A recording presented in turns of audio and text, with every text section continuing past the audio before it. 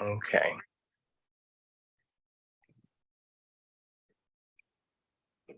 Okay.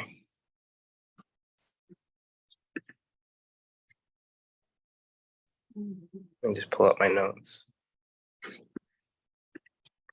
Alrighty. I'd like to call to order the Detention Facilities Oversight Board meeting for June 5th, 2023. I'm going to start with a roll call. Please put your camera on when you vote. I, Janice Mensa, am here. Barbara Baker. Here. James Dom. Present. Vice Chair Reverend Darrell Gray. Present. Tom Lawson. Present. Ornitha Lewis Walls, I think it's not here. Mike Milton. Present. Hillary Stuckey is sick, so she won't be here. And then Secretary Pam Walker is not yet here, hopefully joining later. Looks like we have 6 right now.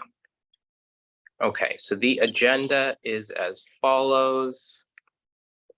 Let me pull that back up. We got 7 people 7? of us on here. Who did I miss? 7 board members? You, James, Louisa, Tom, Mike, myself. She's not on the board. No, Louisa's staff. Okay, I'm sorry. No worries. It feels like she's on the board. She's so helpful. All right, I got the agenda up. Okay, so first is the welcome and call to order. Next is the approval of minutes from 4/27/2023, and then hopefully 5/22/2023. There were some small corrections, but we'll talk about that. Next is talking about the 6/1/2023 press conference, and then talking about the letter calling for the warden's resignation. Hopefully you all had time to review that. Next, it is a discussion of board members' terms. And then next, I'm not sure about this one, Director Coyle. I'm here. Hi, have you prepared anything about talking about your plans for our orientation? No, I have not prepared anything. Okay, so I'm not sure, board members, if you all saw my note on the calendar invite, but that's what I originally thought that the director was presenting on. And I requested that he would present on that. I think that he has instead prepared something on his goals for the Division of Civilian Oversight. I'd like to postpone that for the next meeting that he's available. And hopefully the next time that we see him, we can get a report on his plans for orientation. When you mention prepare anything, are you talking about a written statement? No, just ideas on how we move forward with orientation. The last letter we had sent to you was about finding a way to do an orientation that's accessible and that all of the members can complete within 6 months from that letter. And then at our last meeting, you had asked about our orientation. And recently there was a statement from the mayor's office about how only one of us has completed orientation. So I was hoping you would. I can speak to that. I have not received anything from you guys. You mentioned a letter that you sent me? Okay. Yes, but we can talk about that at that agenda item. Okay. So after that one, thank you though. After that one is new business, then public comment and adjournment. Okay, so we did the welcome and call to order. Did everyone have a chance to review the 4/27 minutes? I actually think Hillary was the only one who hadn't reviewed it, and she's not here. So I think that she's probably had time to review it, and also we can vote to approve those if everyone else has read them. Chairperson, I would move that we would approve the minutes of the previous meeting with any necessary corrections. Thank you. Give a second. I'm sorry, Chair, I might be getting ahead of myself. Do I need to make a motion to approve the agenda before the minutes? No, we've never done that. Okay, so my motion stands then. Thank you. Okay. Thanks for checking. Do we have a second to that motion? I'll second. Thanks, James. We're gonna do a roll call vote. Barb Baker, I approve. James Dom. Aye.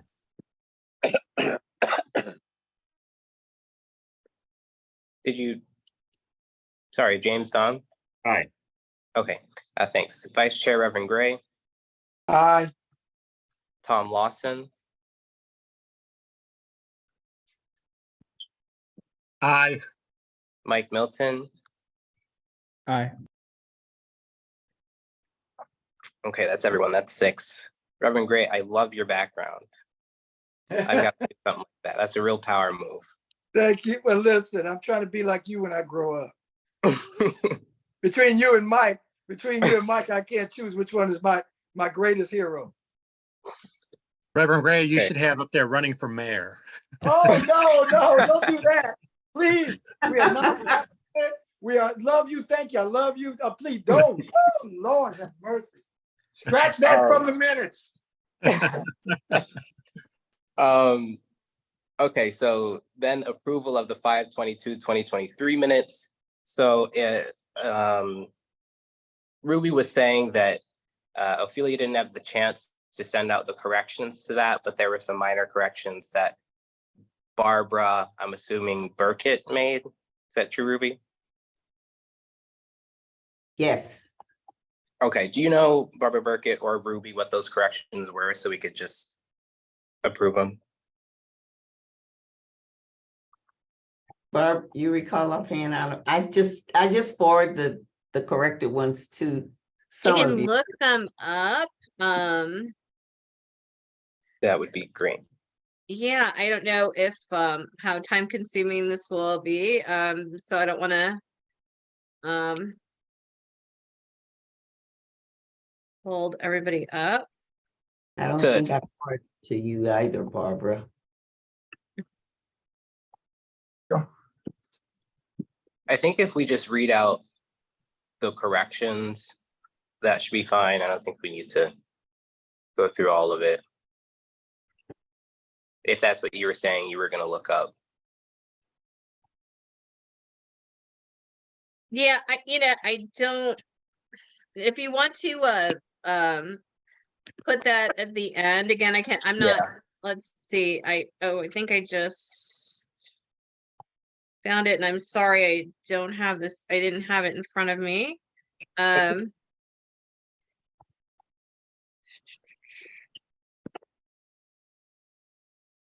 Hi, this is Ophelia here. Oh, hi, Ophelia. Hey, okay, if I could just interject there, the changes that Barb wanted in there, she wanted to add in with Nancy Walsh, that she was an attorney manager. She wanted that added in front of Nancy's name. And then the last sentence on the first page, she wanted to add open in front of the word public. Yeah, Okay. they were So just it says the strictly open clerical. public session. Oh, okay. And that's all of them? Those were Yeah, the there only was- ones. Okay, sounds It was good just to me. 2. Chairperson, Secretary Walker's in the waiting room. Oh, okay. I'm not host, but if the host could let her in, that would be great. I got him. Excellent. Thanks for letting us know. And then we can just reiterate that once Pam's on and approve those. I'm here, Chairperson. Hi, Pam. Hi. How are you? We were just, only thing we've done so far is we approved the 4/27 minutes, and then we're about to approve the 5/22 minutes. The only 2 corrections were adding Nancy Walsh's title and then putting the word open in front of public. So very minor. Have you had the chance to review those? Yes, and I apologize for being late. No worries. Okay, so would anyone like to move to approve those minutes? So moved. Thanks, Pam. Do we have a I second? I second. Thank you, Barb. I'll do a roll call vote. Let's see, Barb Baker, Aye. James Dom. Aye. Tom Lawson, Aye. Vice Chair Reverend Gray, Aye. Mike Milton, Aye. and that's it. So that's 7. I got everyone right. I didn't vote yet, so aye. Oh, Pam, yes, thank you. Okay, so that's 7. Okay, so the next item on the agenda. Something said? Juanita's on. Oh, great. Yeah, I just joined. I'm sorry. Ornitha, at least for me, it sounds like your audio is cutting out. I'm in the car. I'm getting ready to go in the house. Okay, perfect. Sounds good. Yeah, I should be in the house momentarily. Okay, sure. Well, the only things we've done are the call to order, and then we did the approval of the 2 minutes. Okay. So next on the agenda is the 6/1/2023 press conference. So I guess just an update on this. I think I sent you all the news articles, but I'm not sure what you had time to read or watch. So there was a press conference the morning of 6/1 with a few different organizations. Let me read out to you which ones those were.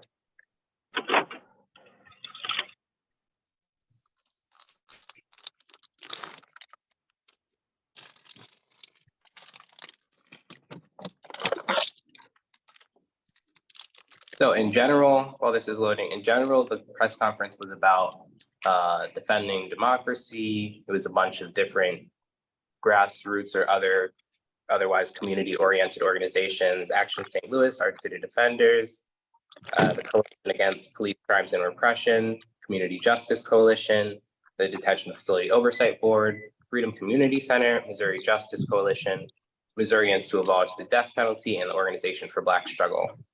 So I was one of the speakers. I talked about our call to ask the mayor and the director of public safety to request the Warden Jennifer Clements Abdullah's resignation.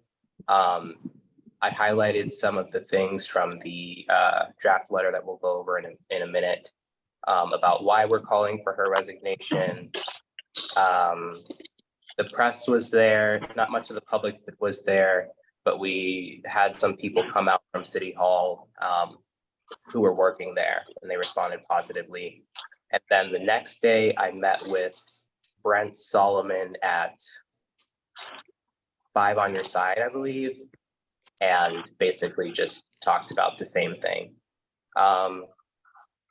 So that really covers it. Are there any questions about that? Otherwise, we'll move forward with the letter. I don't have any questions, Chair, but I do want to say, I think it's important that those who are listening, particularly the public, know that you were there with the full support of the board, and that the comments that you shared, both at the press conference and in the subsequent media interview, shared the frustration and the concerns and the opinion of the board that we have lost confidence in the commissioner for correction. So I think it's important that, again, I know we've said it numerous times in this meeting, but because it was a press conference, I think it should be made extremely clear that you were speaking on behalf of every member of the board in your comments, and you represented the concerns of the board accurately, compassionately, and professionally. And so I wanted to just say that. Thank you. Well said.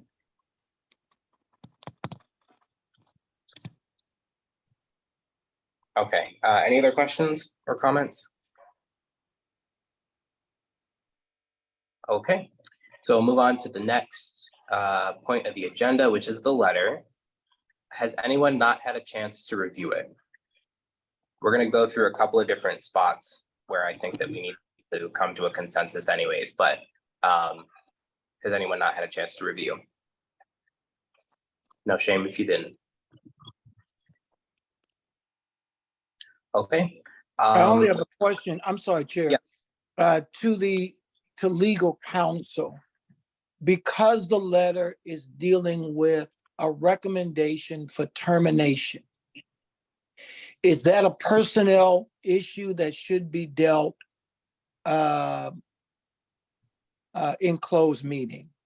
Just want to make sure that we have a ruling, a legal ruling on that, so we're not doing anything that violates anybody's due process or anybody's rights. Well, I'm the one who hasn't seen it, so I just was Oh. looking because I know that it was shared right before the meeting. I got an email about it. I can't give legal advice during an open meeting session, and there's no closed meeting session scheduled. So we could do that at a subsequent time. But I frankly, I would probably want to ask somebody in our employment section who's more expert about that, but I haven't really seen what the nature of it is. So there's that. That makes sense. I can speak to the nature of it. And then also just what's on my mind is that time is of the essence here. And yeah, so that's part of it. And then the only things that I reference in here are, one, that we move to call for the resignation to draft this letter. And then two, the only other thing I reference is the city's public, basically job description for the Commissioner of Corrections position. Let me scan some things. I quote the news. And I think that's it, but I can read this. The next thing I was gonna ask is if anyone wants me to read this fully. I would say you've sent it out, Chair. Mhm. I think the fact that you send it out to the board members, once it is approved, it's my understanding that it will then be sent. We've spoke about this, I think, ad nauseum. I think that all of the board members share your concern and frustration. I would recommend that since the board members have it, it's going to be sent out. If there is a motion to accept the letter and have it sent out, then it would become public information. And I'm, like I said, my only concern is because we're talking about personnel and because I'm not versed on the ramifications, the legal ramifications of that, I would hesitate on having a full discussion. I would probably err on the side of caution and recommend that you entertain a motion to approve it based upon the review, and that it be sent. That's just my thinking. When you say based upon the review, do you mean Our review. The fact that you've sent it out and we've looked at it as a board. Oh, I see. Okay. That sounds good to me. I think that we can also there'll be time for other board members to express their opinions on that once we open this up for a full discussion. There are a few points in this where I want to make some updates right now. And I think that it'd be great to talk about whether or not we send this out and the updates at the same time. Okay. Okay, so the first thing I wanted to talk about was the letter starts with us calling for the mayor and the interim director to request the resignation of Commissioner of Corrections Jennifer Clements Abdullah. I put in there, do we want to include a by X date statement, like request her resignation by a certain date, or do we just want to leave it open-ended? You could just throw in your opinion here.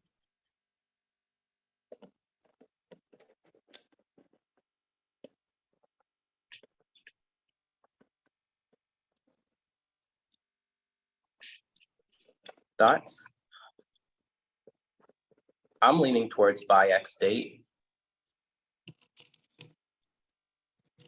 And the date is just for the request for her resignation, not for the resignation. But I suppose we could change that as well. But I think making it for the request might work better. Do you have a time frame in mind, Chair? I think I want to leave that open to board member suggestions, with my general sense being, I mean, I'd like it now if I'm honest, but I don't think we could put, I mean, maybe we could put that in there. I want to go with what the group wants to go with. But I think if we don't put a date, then Right. not only nothing happens, but it can just always be being considered, and I don't want that. Mhm. Yeah, I would say I agree with that we should put a by X date. Yeah, I think I'm also with you on now. And but again, I agree with you, Janice, that I'm good to go with what the board agrees on. If not now, I would say, by the end of June or end of July for sure. So sooner. Yeah. That just reminded me of just the quote, if not now, when. Right. That's just okay, so we have something thrown out there. End of June. Any comments on end of June? Sooner, later? If not, remember that once I write it down, we're just gonna vote one way or another on the whole letter. So now's the time for input. Well, can we request the resignation as soon as possible, but can we request a statement from the mayor or the interim director by July 1st? So I think that the way it's worded is that the time frame is for them to request the resignation. Okay. And I feel like if they don't request the resignation by then, a statement they'll be compelled to make a statement by then. Mm. And I feel like if we put in ask for her resignation or make a statement, it kind of leaves the door open for To make a statement. while we're working on it. So I'm hearing end of June, July 1st. July 1st sounds a little bit cleaner. Any other thoughts on July 1st, sooner or later? Okay, I'm gonna write down July 1st. I might throw it back out there at the end, but I'll put that down. Okay, so let's see what day July 1st is. Okay, July 1st is a Saturday, actually. Okay. Do we want to do July 3rd, the Monday? Oh, wait, no. 4th of July is like the whole weekend thing. Okay, do we want to do June 30th, the Friday? I was gonna say maybe June 30th, yeah, June 30th. Okay, Friday, June 30th, that's what I'll put. Friday, June 30th, 2023. Okay.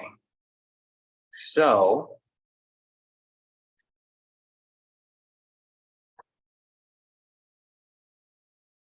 I just want to make sure that I calculated the amount of days since our swearing in that. So let me just Google this real quick.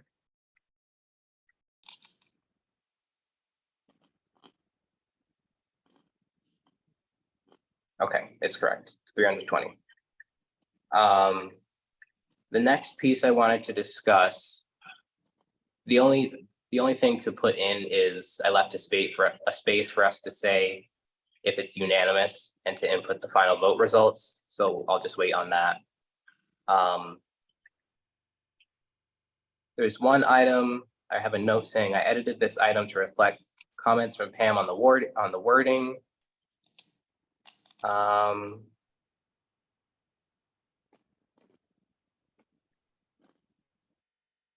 Okay, yeah, so that one I just changed from failure to provide information. Oh, sorry, I changed it from failure to develop and or implement long-range corrections plans, etc., to failure to provide the DFOB with the information necessary to assess whether the plans were developed and or implemented.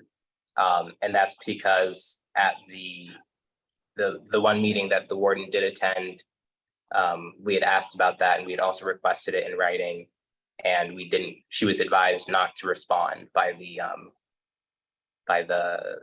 city councilor's office. So I think it errs on the side of safety and just remaining factual to say that we didn't have the information to assess that. So any comments on that? Not for me. Okay, I will delete that comment and mark it as resolved. Okay, so another point that's in that initial, the first failure is, okay, I say additionally, the inability to exercise the judgment, decisiveness, and creativity required in critical and or unexpected situations involving moderate risk to the organization and loss of life issues. So I'm asking for thoughts on this claim because, as Pam pointed out, we only want to say things that we could prove. And the beginning of that sentence is kind of like lofty or like not very provable. The part where it says inability to exercise judgment, decisiveness, and creativity required.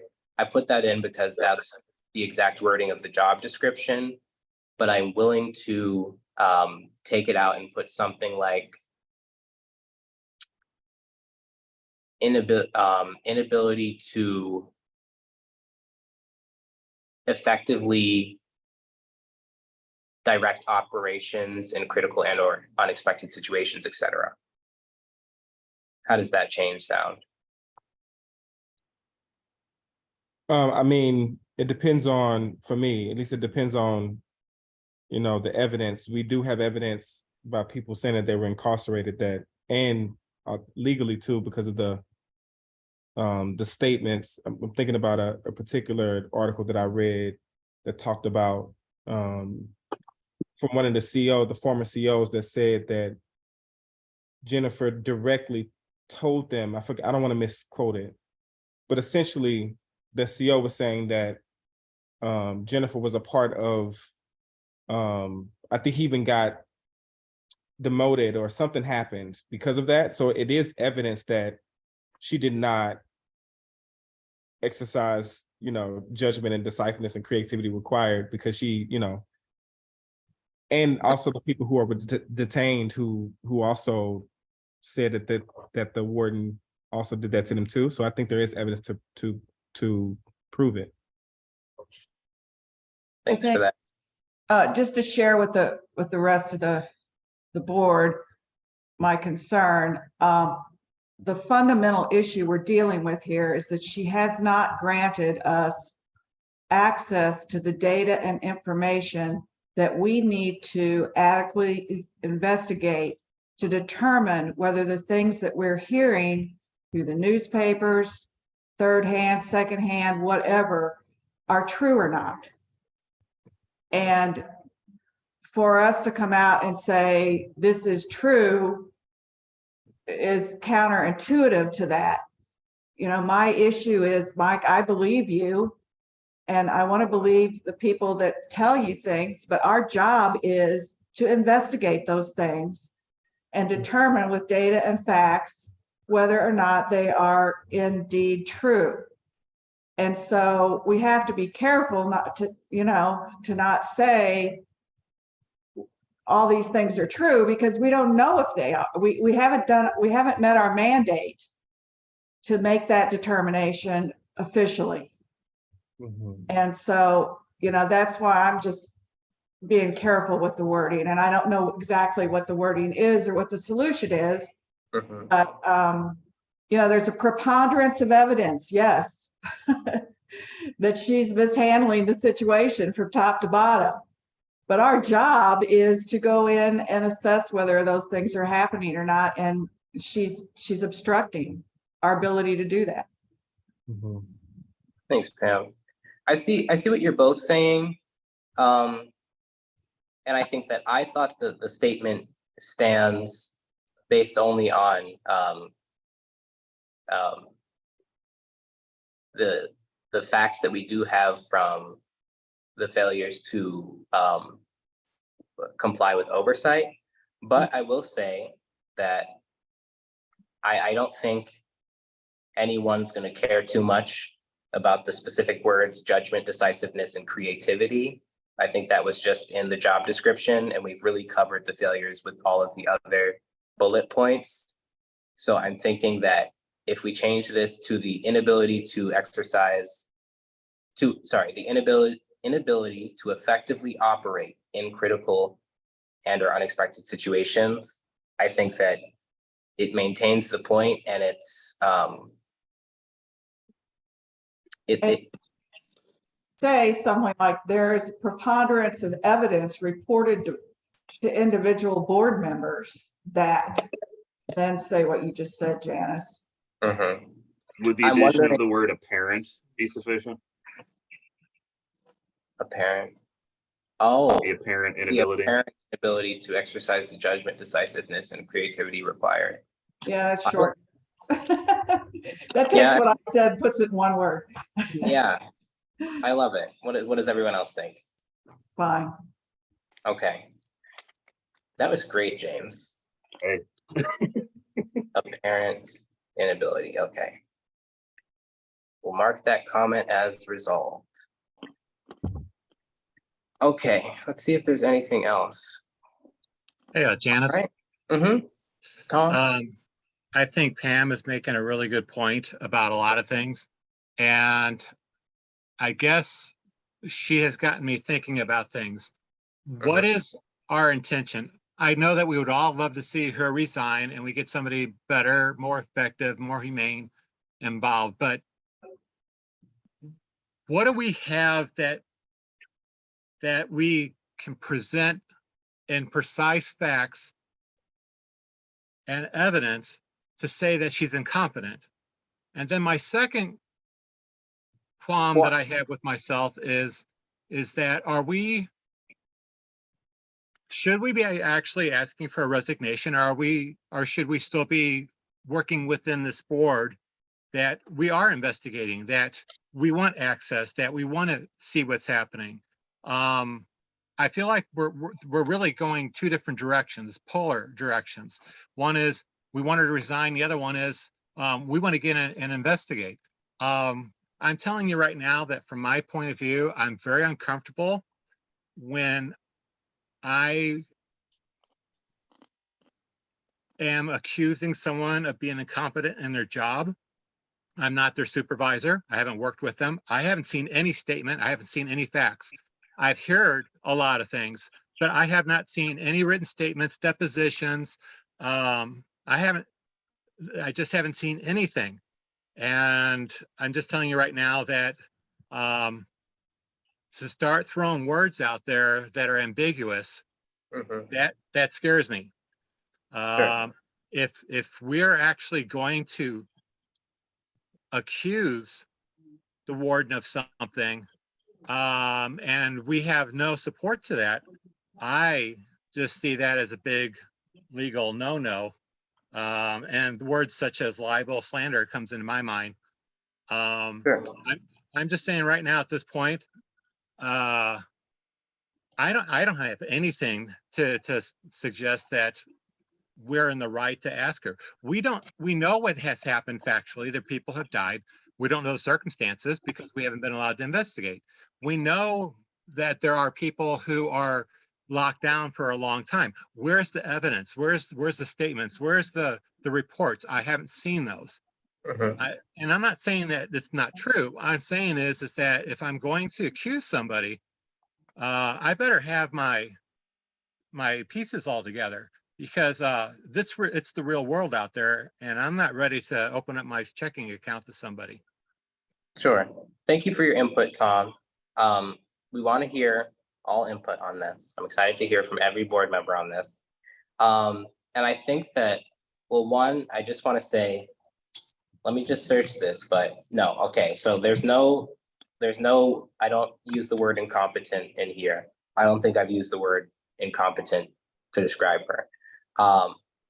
And then I think it would help for me to read, I know you all said you read it, but I think it would help for me to read through the failures that I've listed here, because that speaks to what you were saying, Tom, of we don't want to accuse her of things that we cannot prove. And I think that I tried to avoid that, and I tried to focus on how oversight and working with us to do oversight are the main failures of her responsibilities. So I'm going to read through this, and then I saw Reverend Gray's hand and Mike's hand.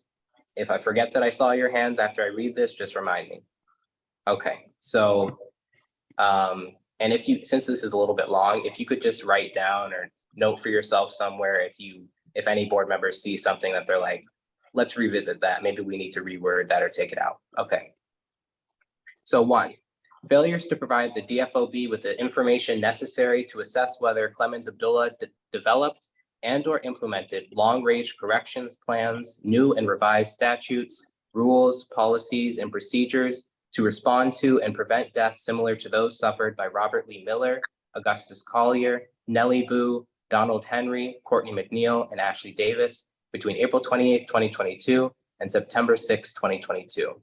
Failure to consult with the DFOB on recommended additions and revisions to CJC policies and practices, including the recommendations made in the Corrections Task Force report. Additionally, the apparent inability to exercise the judgment, decisiveness, and creativity required in critical and or unexpected situations involving moderate risk to the organization and loss of life issues. That's 1.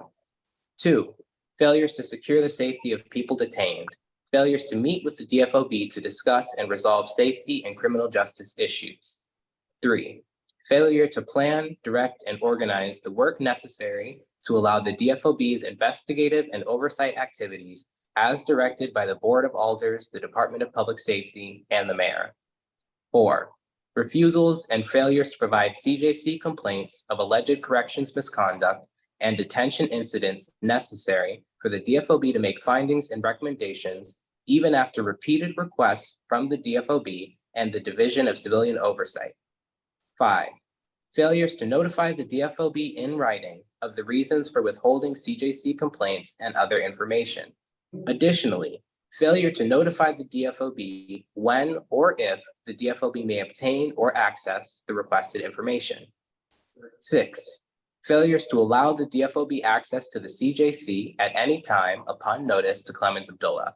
It is noted that Board Bill number 19 from May 7, 2021 stipulates no conditions or requirements as to the timing or form of such notice.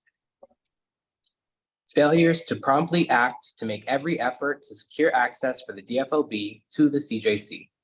After being notified by the DFOB of several blocked attempts to access the CJC, failures to send written notice with the reasons why we were temporarily denied access, and when or if the DFOB will be allowed access.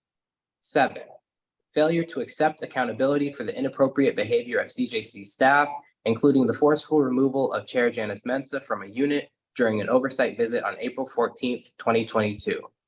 8, failure to coordinate with us to ensure the DFOB and DCO, Division of Civilian Oversight staff, receive appropriate training.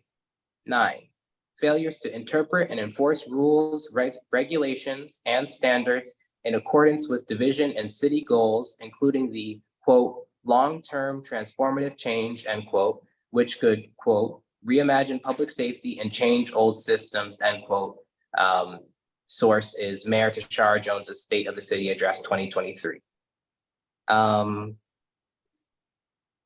So that encompasses the failures. Notice that while I did mention the names of those who died, which I think is important, I focus more so on a lack of information necessary to assess whether changes were made.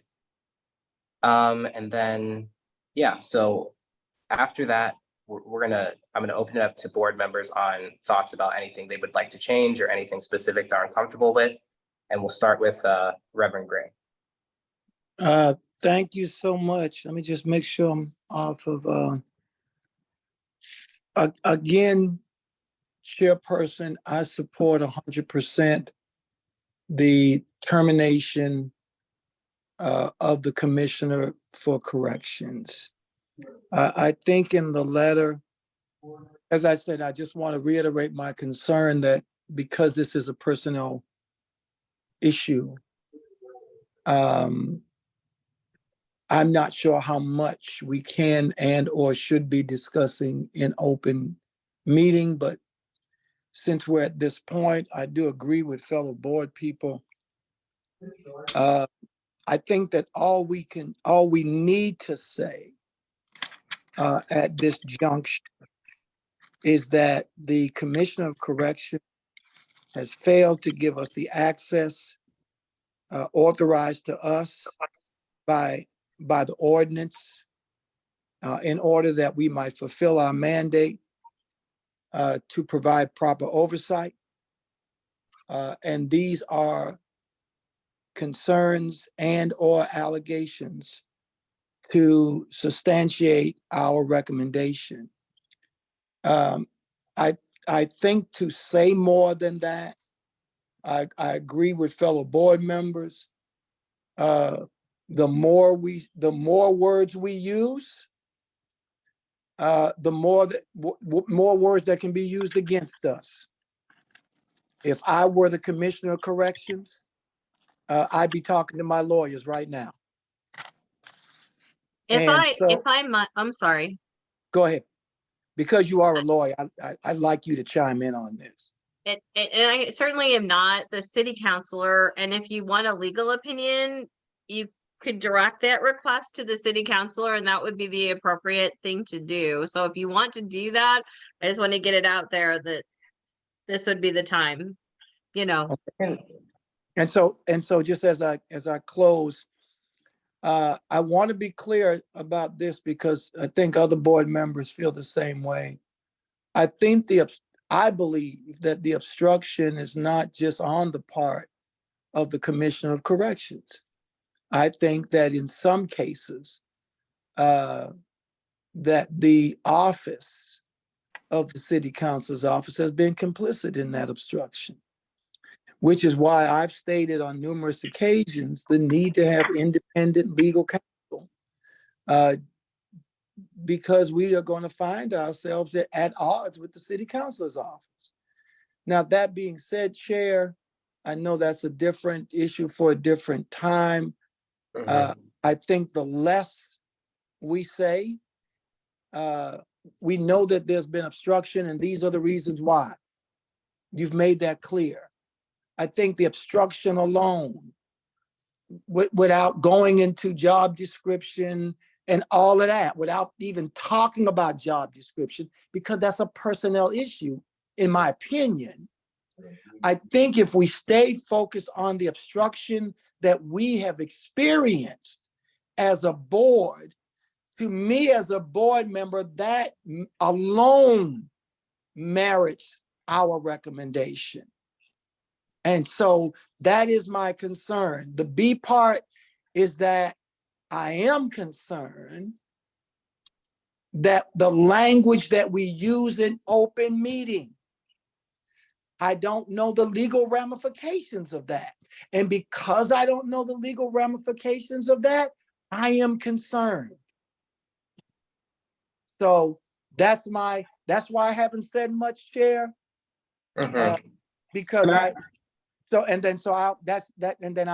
put my hand down and I'll yield chair to the next person. And I know, Mike, you want to speak. Let me just make a couple of comments. I know that I downloaded Sunshine Law, and I just want to search for one thing really quickly. Okay, I guess my computer will determine how quickly it is. So I'll just go to my points, and then I'm gonna go to Mike. One thing is that I hear you, Reverend Gray. And the one thing I worry about with focusing only on obstruction to the DFOB is that we have already seen the city try to delegitimize the board by saying that the whole board isn't in compliance and only one member has done all of the training. I suppose that they're talking about Hillary Stuckey, who did the 16-hour training out of the goodness in her heart or something. And so I think that they could say, okay, maybe she failed the board, but the board wasn't compliant. And the second thing is, and that's why I wanted to search Sunshine Law for the personnel thing. I feel like part of obstruction, the main part, is delaying things for the sake of legal something or other. And I think that, to be frank, the time for us to get the Sunshine Law training that would have allowed us to understand Sunshine Law so that we could approve or not approve this letter or have written it with more legal compliance was a year ago when we asked about the Sunshine Law training. And I think it's absolutely terrific that Barbara Burkett is willing to do the Sunshine Law training now. But I don't understand why it couldn't have been done a year ago. And I'm a bit frustrated that I've been going back over Sunshine Law with no legal background, doing my best to understand legalese. But so I just want to call out that is the nature of obstruction, and delaying this to ask for an opinion from the city councilor's office that may or may not be private, and then having a public meeting that we have a closed part where the public can't hear about it. At this point, I'm personally not interested in that. But again, that's just one person's opinion. So I'll put that out there. I'm going to continue to search for the word personnel in the Sunshine Law. But I do want to go to Mike Milton, and then I definitely want to go to other board members who have yet to speak on this issue. Mike, you got the floor. Yeah, I was just gonna literally repeat what you just said, Janice. I don't think we should waste time. I don't think we should backtrack. I think the facts inside of the letter are good and supported and cited even at the bottom of the letter. And so for me, I think, yeah, I think that we should focus on getting results with power on this board. And one of those results that needs to happen is that Jennifer Clemens Abdullah needs to be gone because people are still in hard conditions. And that's been verified 1,000 times. They're currently, the city is currently in litigation or in being sued, and all of that information is public. And people, COs, including Jennifer, are saying on record where they failed. I don't think that we should be backtracking. I think we should be finding a way to make sure that we can get a response out of the mayor and the interim public safety director and get this done. I can't imagine how this will make us vulnerable because it's a personnel request. I simply just don't understand that. Like, that could be my lack of legal background, but I don't see how that is a barrier to getting this letter passed by the board and sent to the people that needs to see it. Can I did just find the full copy of Missouri Sunshine Law. I looked for personnel, and there's one part that talks about records to be confidential, accessible to whom and the purposes.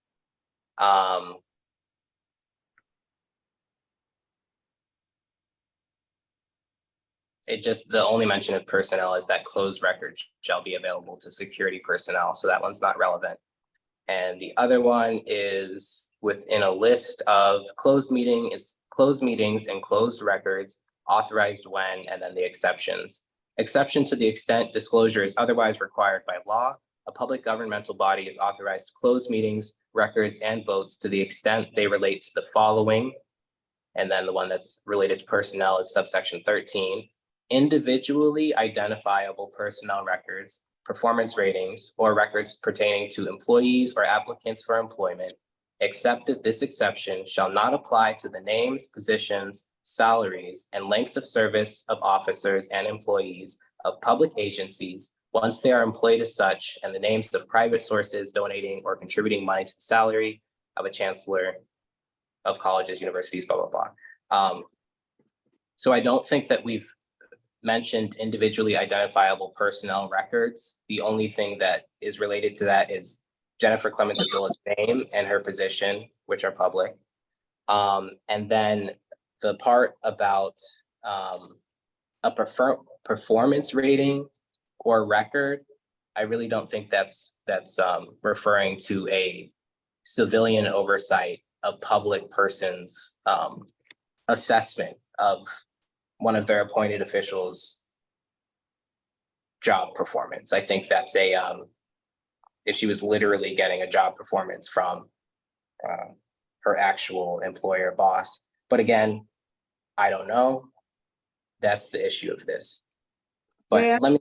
Janice, I just want to clarify, my concern's never been the sunshine law. My concern's slander. You can't say something about a public figure or someone that you can't prove. Mm-hmm. And Mike's convinced this is all true. I'm not. I haven't seen anything. I haven't seen any data Mike's talking about. I haven't gotten any data from corrections or the city. That's my problem. They're obstructing my ability to get that. For me to do to sign my name to a long list of accusations, I don't have enough data to do that. So Pam, I was only saying that in reference to Reverend Gray's concerns about that what we're saying in a public meeting or what we're saying in a letter might violate sunshine law because it relates to personnel. So that wasn't to your point, but I see what you're saying. And Mike, did I already go to you for comment or did I miss you? You already went to me. I went to you. Okay. So Pam, I would like to hear about when I was reading the list, did anything flag for you as this is something that cannot be proved with records we've received? I don't believe that I mentioned specifically claims about conditions. The only literal conditions of the facility I mentioned, other than inaction or failure to provide the information to assess, is mentioning the deaths. If that is a point you'd like to focus in on, I could read that again.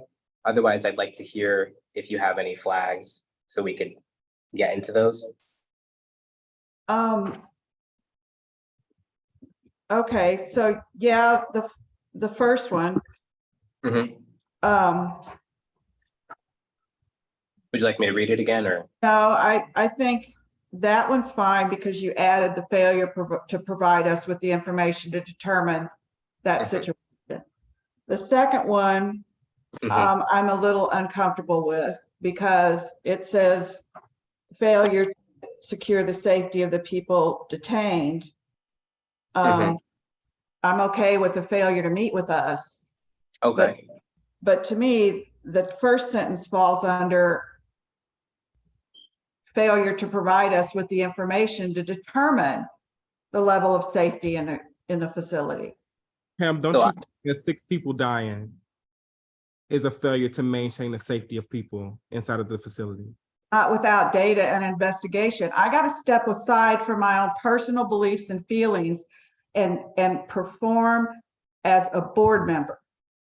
And our mandate is to investigate accusations like these. So if you wanted to do a broad sentence that said, she failed to give us access, and the city councilor too, and the whole darn city, if you want, they have failed to give us the access we need to do our job, our mandate to determine whether this list of 8 things are true, 9 things are true, that's a true statement. To state those 9 things as true facts that we as a board have heard, investigated, seen, discussed, voted on, that's not a true statement. And it feels like it's third hand to me. I just, I'm an epidemiologist. I can't operate that way. I have to have data. And I don't have enough data and information to verify whether these 9 things are statements of fact. Because that's our job. The city has not let us do our job to determine whether these 9 things are fact. And that's enough for me to say she needs to go. A lot more people probably need to go. But somebody either needs to fix this or people need to go. Because we need to be investigating the things that you keep bringing to us, Mike, but we can't. And I can't leap from that to everything Mike's telling me is true. The police have done an investigation of those 6 deaths. Where is that investigation and why haven't we seen it? Those are my issues. So The same about the health care that's provided in the facility. I have no clue. I have no data.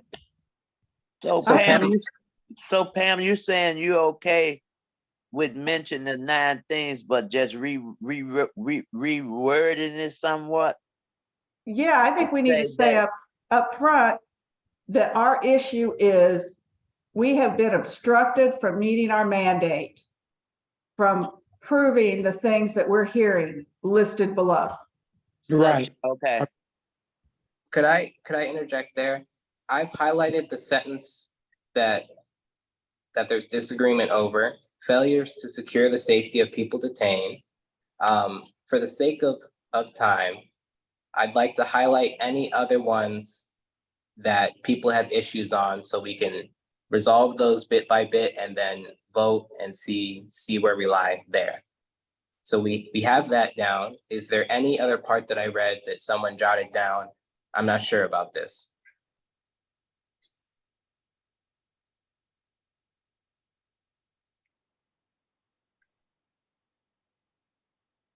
Ornitha, do you have any thoughts on this? No, I'm the new kid on the block. I'm learning. Okay. Let's see. Barb Baker, do you have any thoughts on this? I agree with you guys as well as Pam. And from what I'm hearing from her, she's agreeing with what the letter is saying, just a little wording before you get to those 9 things. Mm-hmm. So I can go either way. Okay. So it looks like we've pinpointed 1, possibly 2 things. 1, that sentence. And the other is proposing a sentence at somewhere in the introduction to qualify the next 9 things. So I want to ask Pam, if we take out the sentence, failures to secure the safety of people detained, would you still want to have a qualifier for the 9? Or would you then feel like the 9 are things that we have evidence for? I think we have evidence for most of the rest. I'm reading over them again carefully. Okay. Failure to accept accountability for the inappropriate behavior of the staff that barred you. Mm-hmm. You want me to speak to that one? Yeah.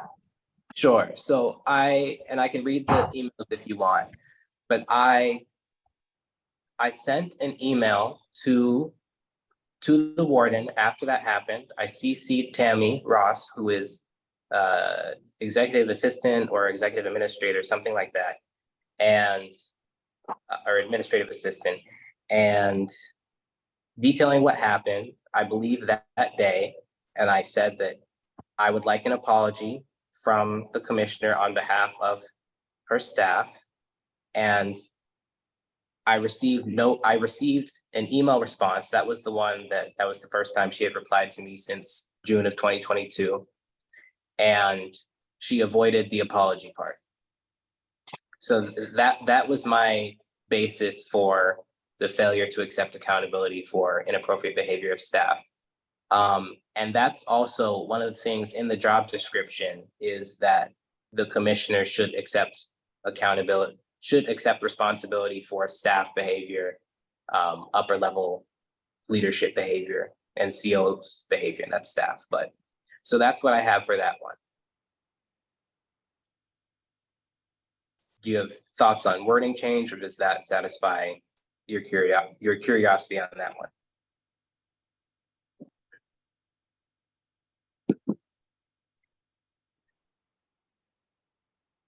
I could change it to be specific to what I'm talking about. So instead of failure to accept accountability for staff, including the forceful removal, I could say failure to accept accountability for inappropriate behavior of CJC staff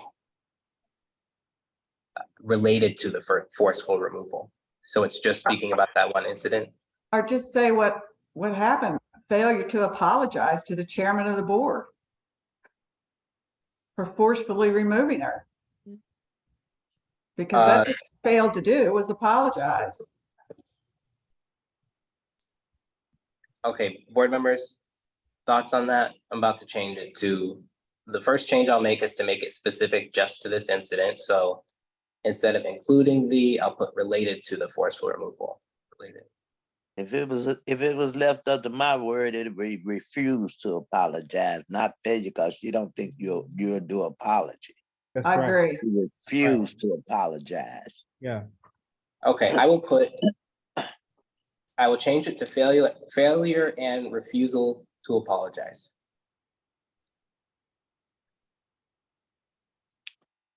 Okay, so we have that one. Any other pinpoints? Okay, the 9 one is kind of lofty. I took 9 out. Yeah, I'm not sure it I- adds anything really. I'm gonna read that for any more board members that don't have this in front of them.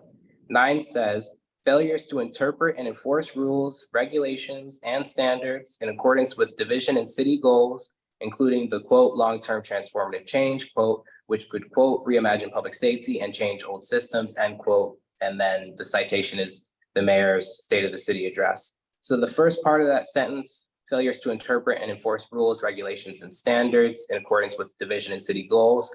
That's directly from the job description. That's one of the requirements. And then the purpose that I included the mayor's quotes are because I would like the mayor to read this and understand that the warden has not just failed the DFOB personally in a way that personally frustrates us, but that she is not following many of the promises that the mayor made. And since so far, I feel as though the mayor has been absent in this discussion, I wanted to point that out, but I'm willing to take it out. I said it in the press conference. Or I mentioned her quotes in the press conference. For me, Chair, I agree with Pam as I go down. I think, once again, we can show obstruction based on experiences. I think we get into stating, failure to interpret, some things are subjective, some things are objective. I think, once again, stick with what we can prove versus, just making a statement. I agree with you with the statement, but I think that what we're doing, that we're very laser focused on what we know, what we can prove, what we experience in our 360 days versus, I think that might be for another communication directly to the mayor, but in calling for some resignation, I personally don't think that number 9 is necessary. Okay, I hear that. Any board members strong objections to me taking it out? Because I'm willing to take it out.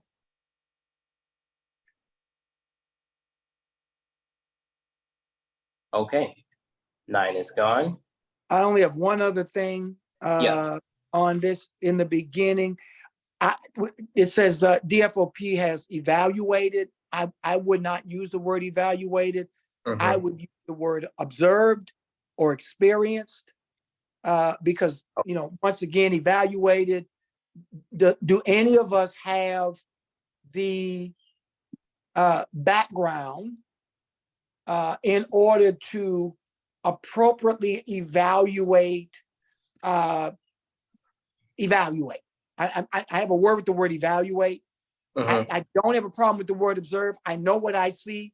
I know what I experience, but I'm not sure that I'm the one that's able to evaluate. Okay, for the sake of this, I've changed it to observed. Yeah. If someone has a strong objection about that, I'm willing to hear it. But otherwise, and just a correction from what you said before, Reverend Gray, it's 320 days right now, not 360. And so it looks like the only other pinpoint is failures to secure the safety of people detained. There is one more. There's one more. Yes, okay, let's do that. Part of failure. The second is on the second page, top. I agree with the task force. I agree with that. But additionally, the ability to exercise judgment, decisiveness, creativity required in critical. I like what is said in here. Failure to consult on the recommended additions, recommendations made by the task force. I agree with all that. But that second line that starts with additionally, the inability to exercise the judgment, once again, it puts us in a position where we have to prove an inability to exercise something or inability. So I think that it puts a greater onus on us to prove something that might be subjective. Okay, I see what you're saying there. So the important part for me with that sentence is the gravity of that these failures are related to critical and or unexpected situations involving moderate risk to the organization, which I think they mean the city, and loss of life issues. The first half of that sentence, I can let that go. But Okay. if we could say something like, let's see, these failures are especially concerning in relation to the critical and or unexpected situations and loss of life issues faced in the past year. Yeah. Anyone strong objections to that? I'll write it and then I'll read out what I just said. Yeah, our Janice, tie it back to the first sentence that says, Right. this information, the information requested by the DFOB was critical to our ability to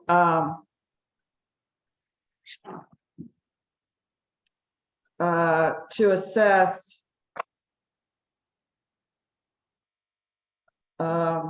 the unexpected situations involving risk to the organization and loss of life issues, something like that. Okay. Yeah. Okay, so additionally, the information we requested was crucial in assessing operations in critical and or unexpected situations involving moderate risk to the organization and loss of life issues. How's that sound? Yes. Okay. So that's good. Did anyone want to stay on that one? Did I read it too fast? Are there other thoughts?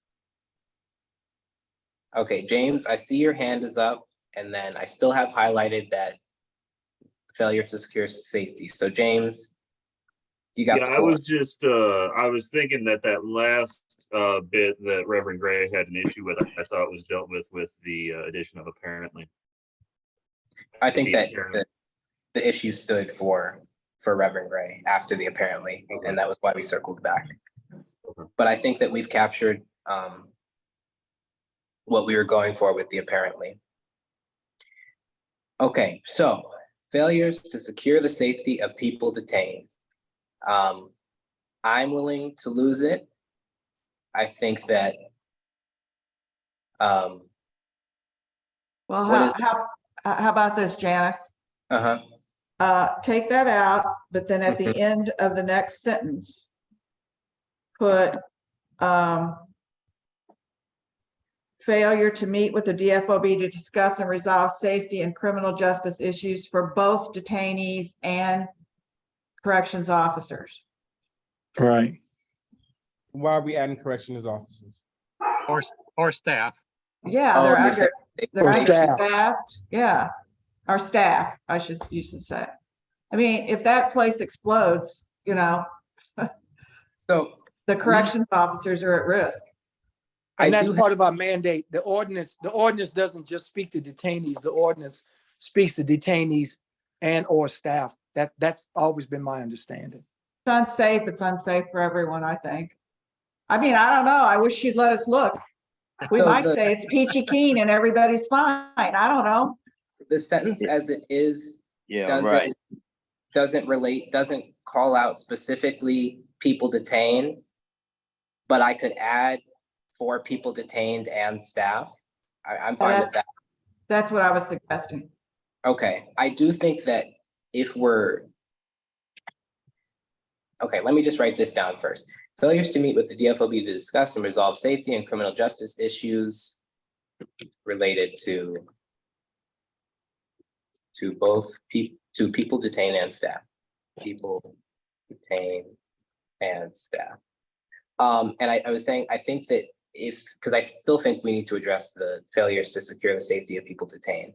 I'm willing to take that out because I think that we do something important by listing the names of the people who died in jail, and by saying that what we needed to address that situation was not given to us. Right. Mike, I want to check in. That's fine with me. I mean, yeah, sure. Okay. I know these are tough points of contention, but I do think that we'll still be able to send out a letter that does something important. And the kind of back to, oh, okay, great. I was actually going to refer back to you, Tom. So you've got the floor.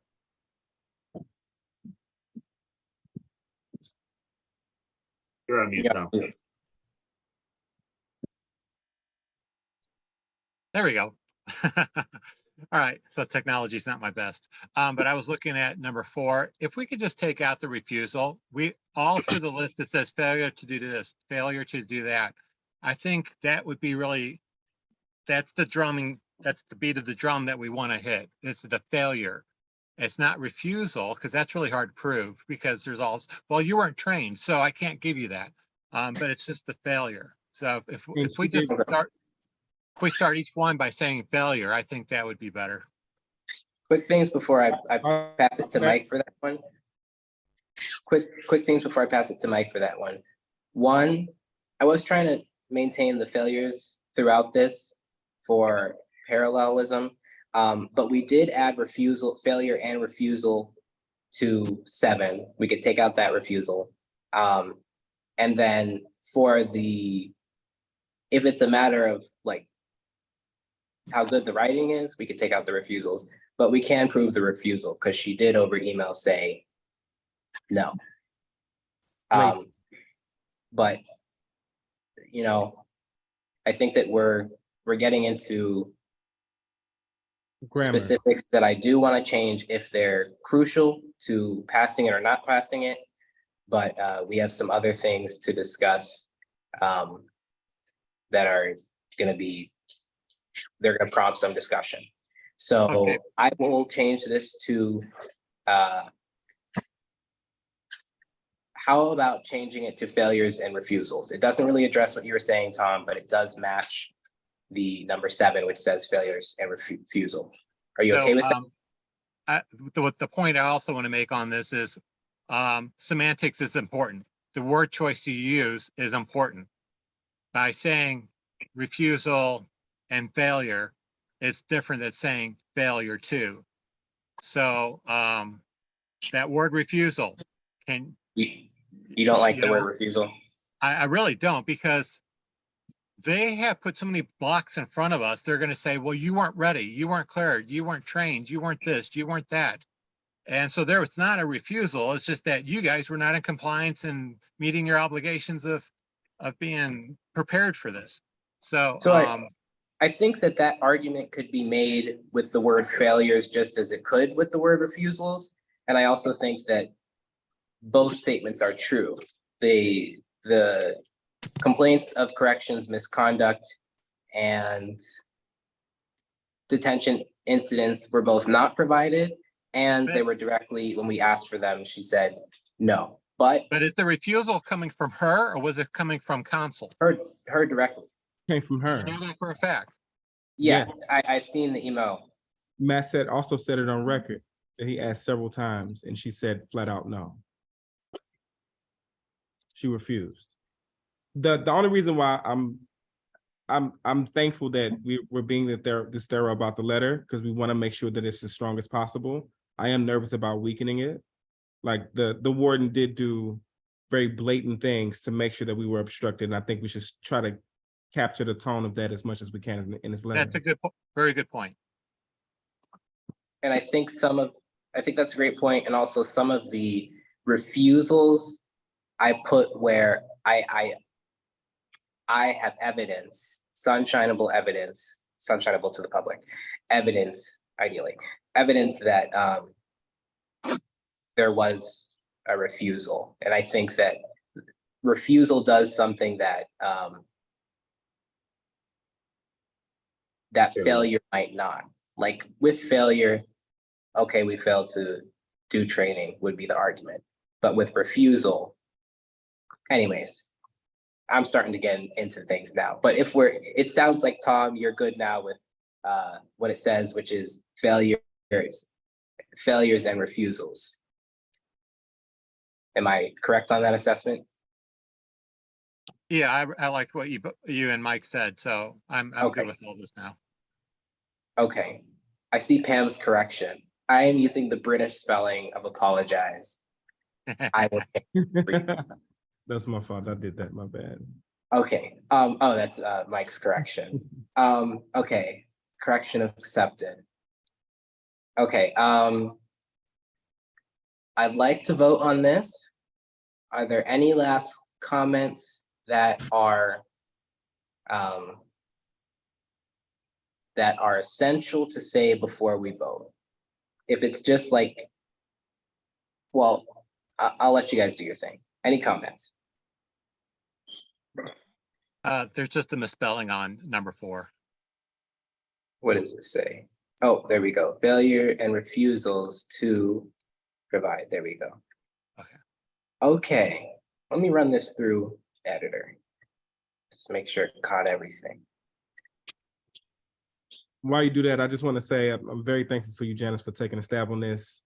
I appreciate Pam and the thoroughness for sure. I hope that we can get this going. Thank you, Mike. I actually love writing, especially this one. I like writing.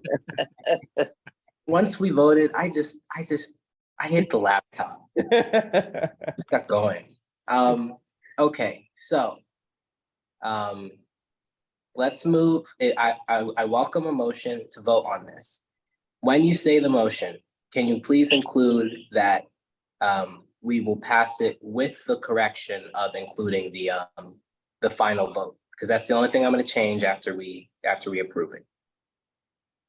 I'm going to change it to say if it's unanimously 7-0, or if it's not unanimous, we voted 5-2 or whatever it is. Anyone ready to motion? I will move that we vote to approve the letter with the addendum of the final vote tally. The correction, yeah. Okay. I second. Thanks, Barb. I will do a roll call vote. And please put on your camera when you vote. Barb Baker. Aye. James Dom. Aye. Vice Chair Reverend Gray. Aye. Tom Lawson. Just clarification. We're Yeah. voting on the way it looks now, which is not an official document. Sorry, so we are voting on, we are voting on approving it to be sent. So if it's approved today, I will have Ruby send it to the mayor and to the director of public safety. I guess they do it by mail. So that's what the vote would be for. And I can restart this vote since there might be confusion with that. And I see, I'm noticing maybe there are people who are uncomfortable. I want it to be clear that if you're not comfortable with sending this out, don't just vote yes because you want us to be unanimous or because that's where the board's going. If this Janice, does.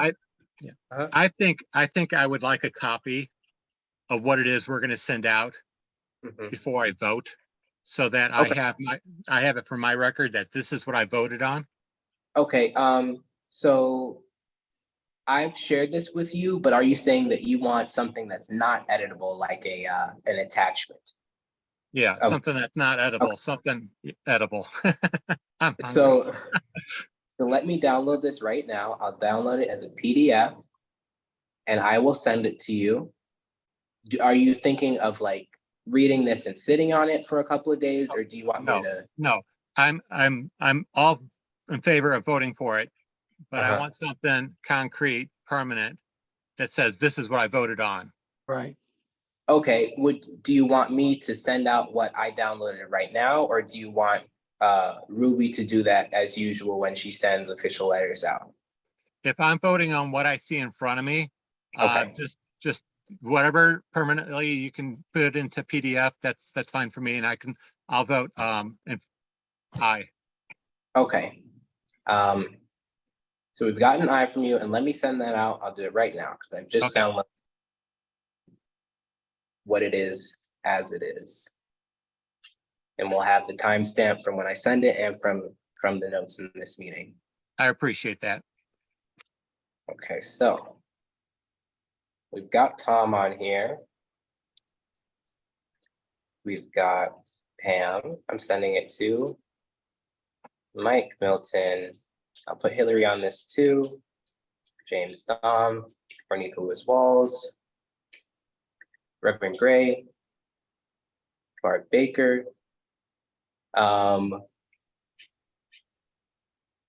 Ruby, do you want me to send this to you? Because I'm still gonna have to edit it for the vote, and I don't want it to be confusing what's the final.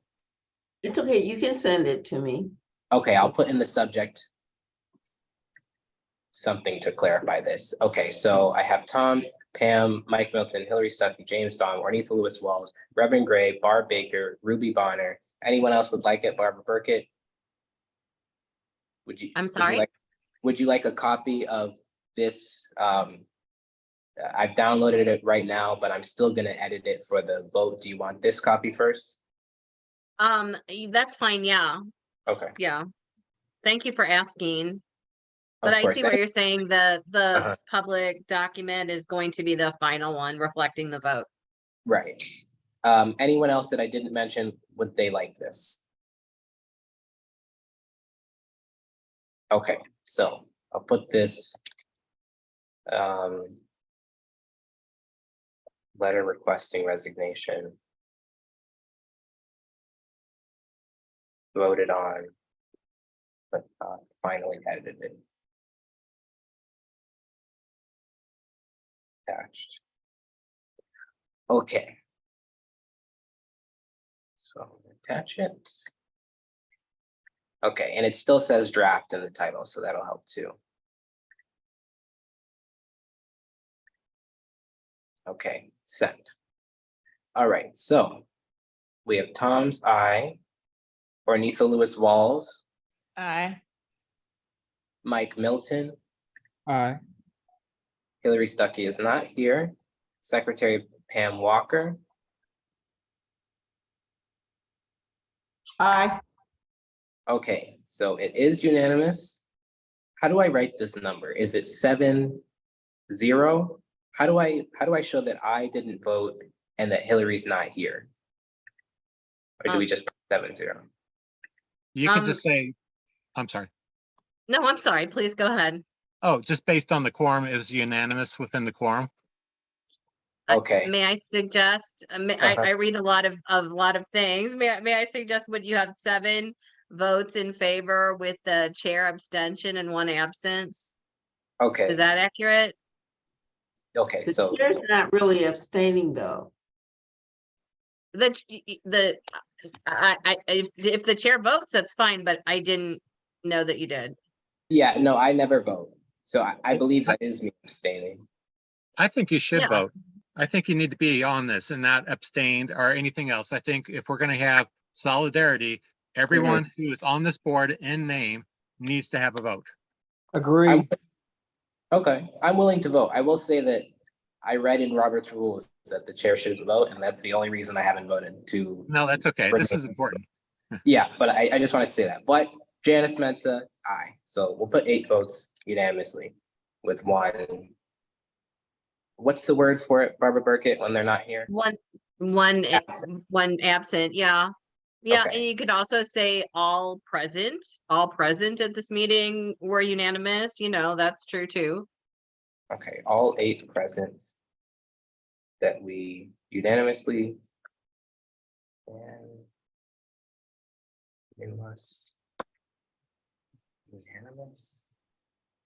All 8 present voted unanimously. Board members present voted unanimously. All 8. Okay, all board members present voted unanimously. Or just board members present voted unanimously. Instead of, you don't have to say all because you're saying unanimously. Okay, the day board members present, Voted unanimously. I feel like all makes it more clear. Unanimously is everybody. I think at that point, it's a matter of style, I think, but. The I day think, Jan, board it's a members- matter of style, so I will yield to your style. Okay, the day present, okay, I'm just putting all. The day all board members present voted unanimously. That's fine. Unanimously in favor. Today is also the day all board members voted unanimously in favor. Okay. Now I'm confusing myself. Today is also the day board members voted unanimously in favor. In favor, Of submitting I'm this trying letter. to, no, I'm trying to look at what the sentence says, because I don't know what I thought. Okay, so today is the day board members voted unanimously in favor.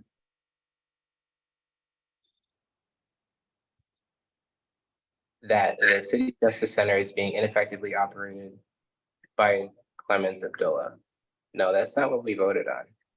The motion was it not to approve the, Yeah, that's what it Letter is. That's why Yeah. I'm looking at this.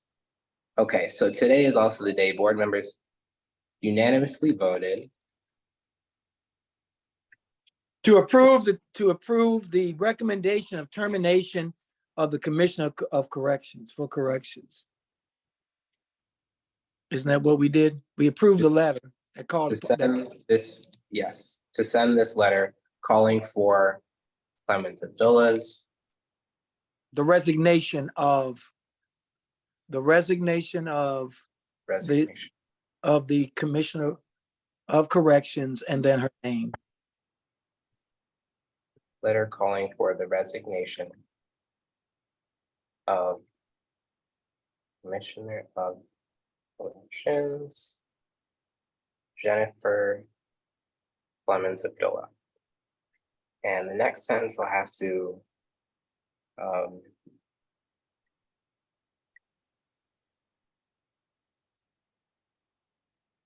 I'm going to read this full paragraph because it did take a little bit of editing.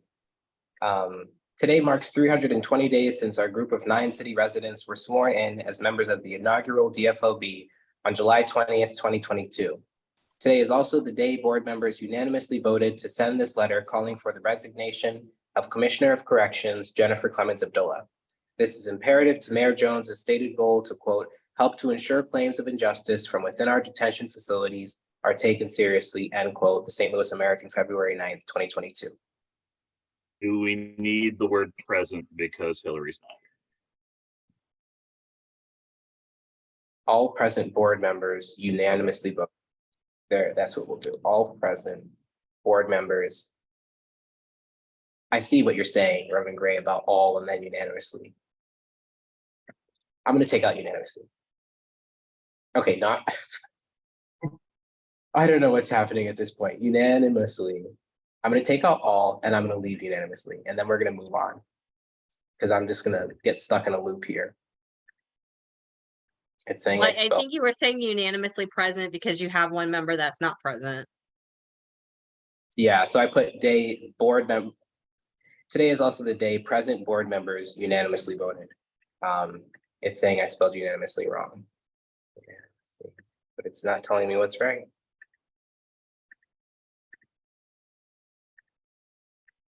Okay, now it told me what's right. Okay, so let me unhighlight the part about the date because we agreed on that. Everything else looks good. References at the end. Oh, okay, so the sincerely says Chair Janice Mensa, they, them, and members of the Detention Facilities Oversight Board. Great, so that's fine. I will take out draft from the title and I will send this to Ruby. And Ruby, when would you be able to send this out? I assume that the other things we sent through paper mail or something, because that's how you all do that. Is that correct? Actually, we typically courier, is the word courier? Okay, Things great. over to the mayor's office and the director's office. Sounds good. So when do you think you would be able to have that done? We can probably, I'll have the letter placed on your letterhead. And then if you'd like to have another look at it before it goes over, we can do that. However, whatever your direction is. I'm fine with not having another look. And I'm sending it to you right now, Ruby, with Vice Chair and Secretary CC, sending it as a PDF.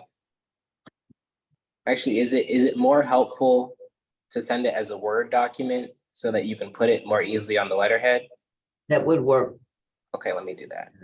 And you're CCing members of the board as well, right?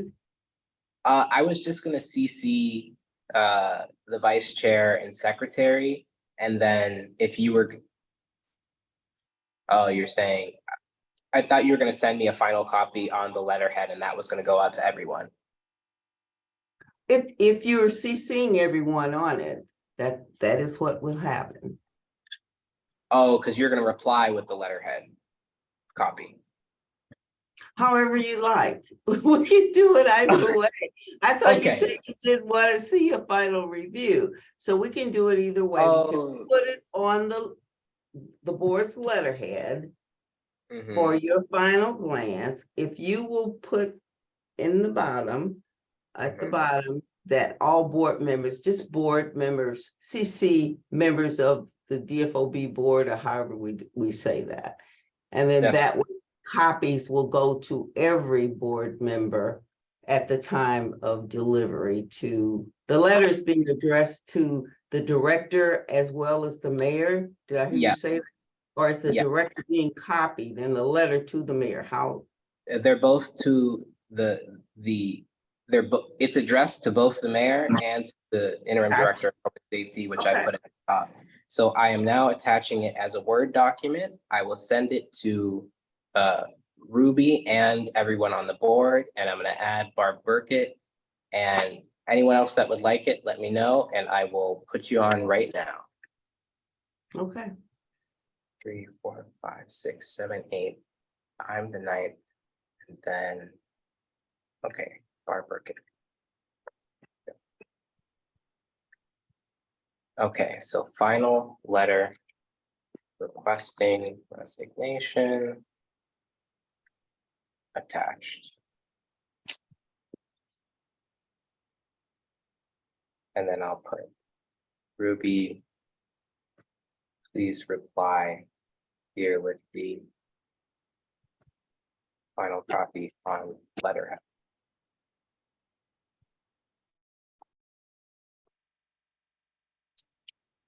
Okay, Y'all doing? Fine, thank you. sorry.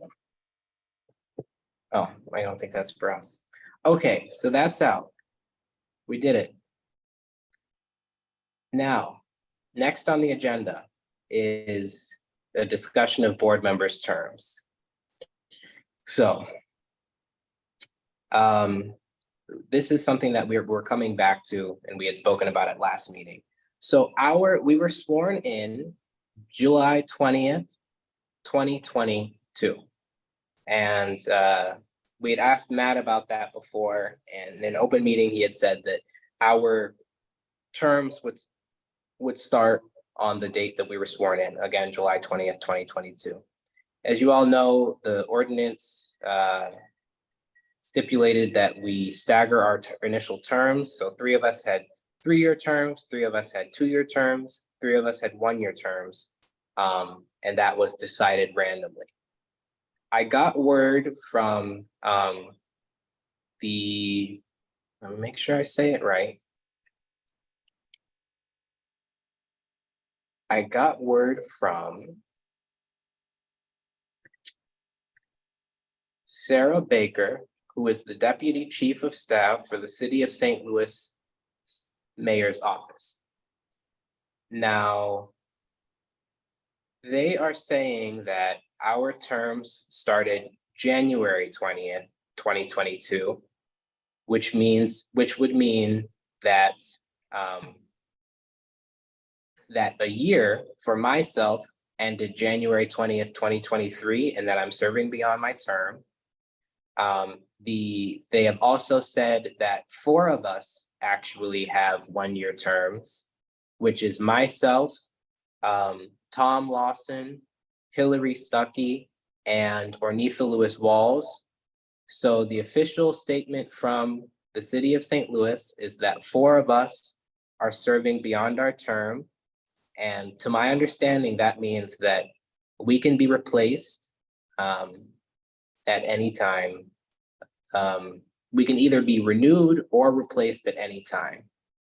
And I say that because, well, one, I think that our term dates for all of us are incorrect because they start January 20th. I also think that having 4 of us with 1-year terms is blatantly incorrect. I'm also concerned that the difference between 3 of us with 1-year terms and 4 of us with 1-year terms is a quorum.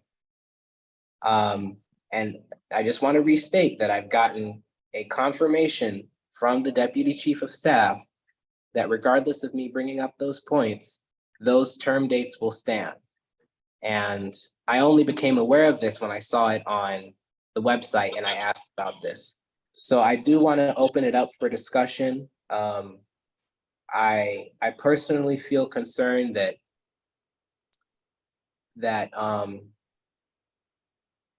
with this letter and with me being public in the media about our frustration, that I will be replaced soon.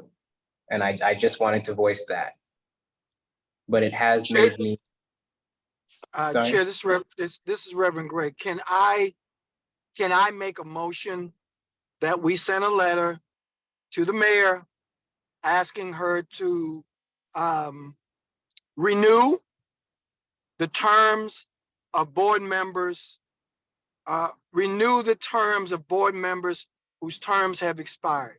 And that come from the secretary of the board, that we are asking the mayor to renew the terms of those board members whose terms have expired. Is that motion in order?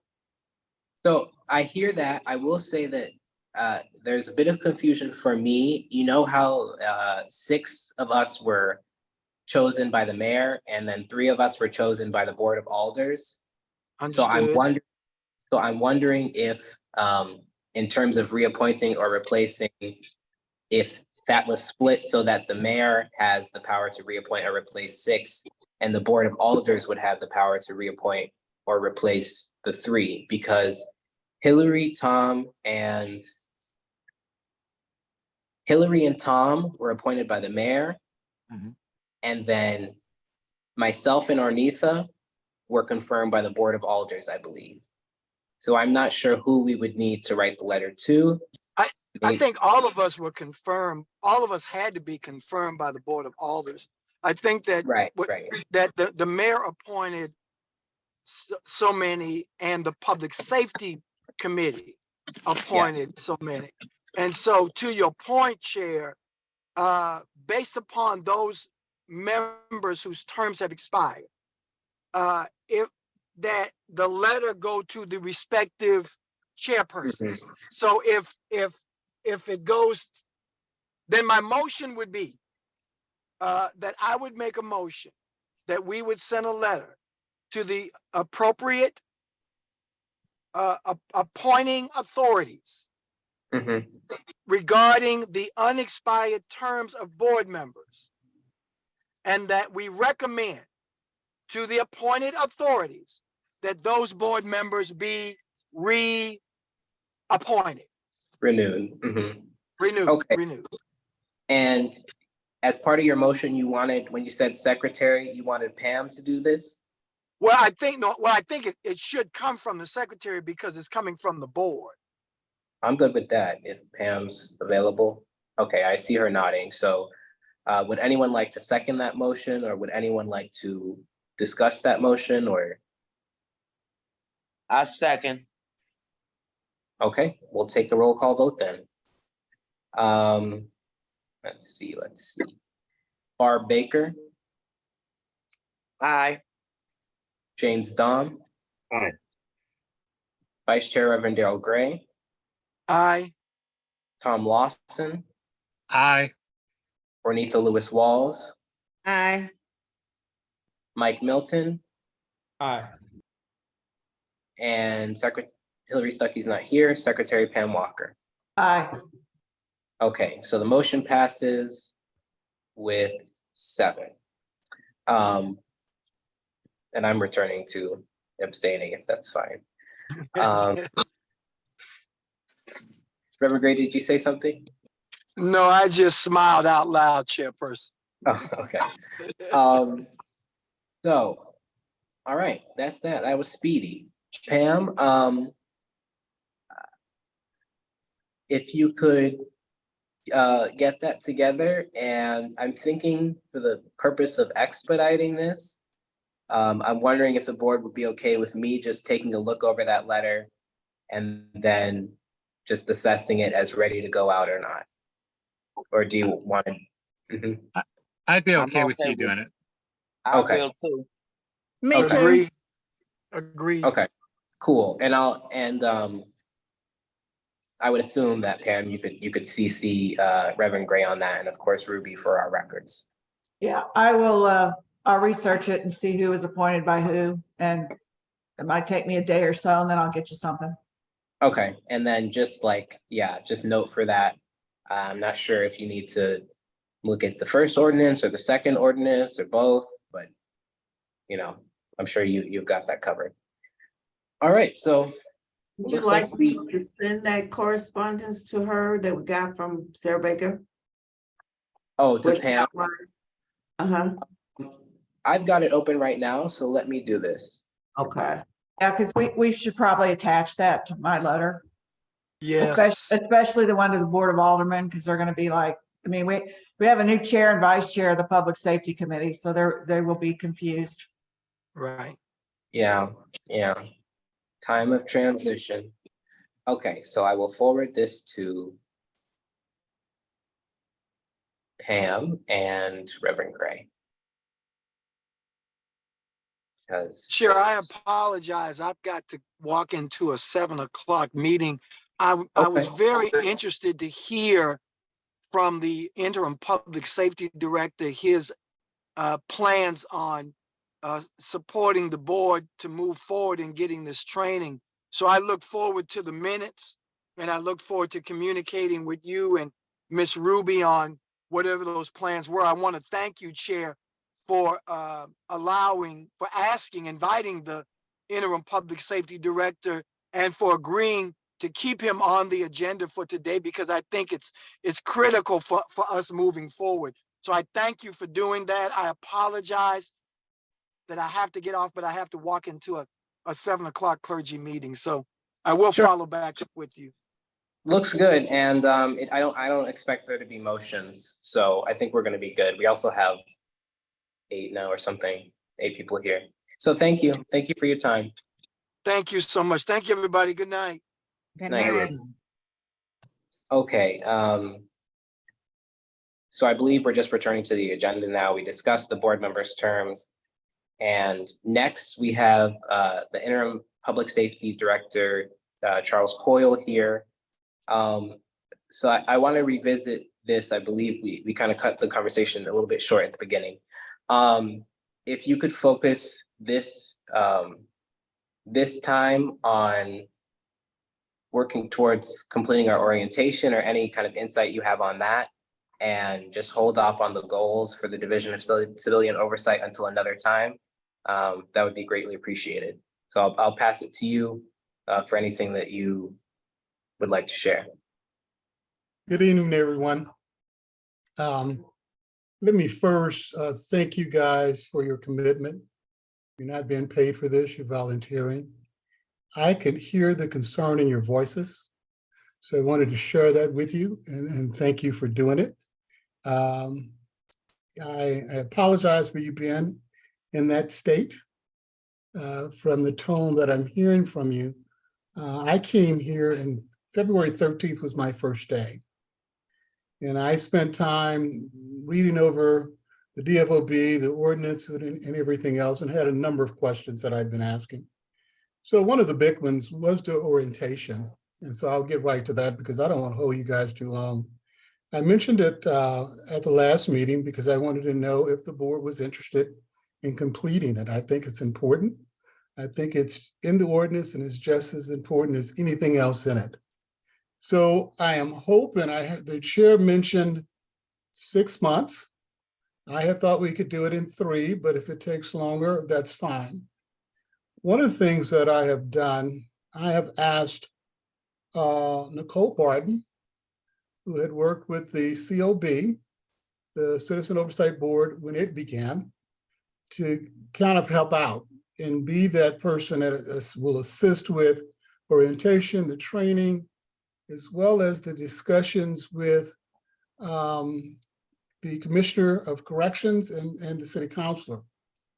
So she'll help out. Ruby will handle all of the staffing and office concerns, but I want to try to move this thing forward if possible. I'm sure we can do it. And she was on the line earlier, but had to leave. She couldn't stay. So I decided to kind of hang in there just so that I could hear. And I do appreciate the diligence that you guys have shown with this, and you know, the interest that you're showing in it with doing something for the detention facility. It is important to me. I think the mental health issues are critical for me that are there. It's an opportunity for us to make some critical changes. So what you're doing, I believe, is important. So with this, the previous commissioner had 10 topics that he had assigned for orientation. And I thought he checked off 3 or maybe 4 of those. So the other topics, really, I'd like to see us kind of move forward with that.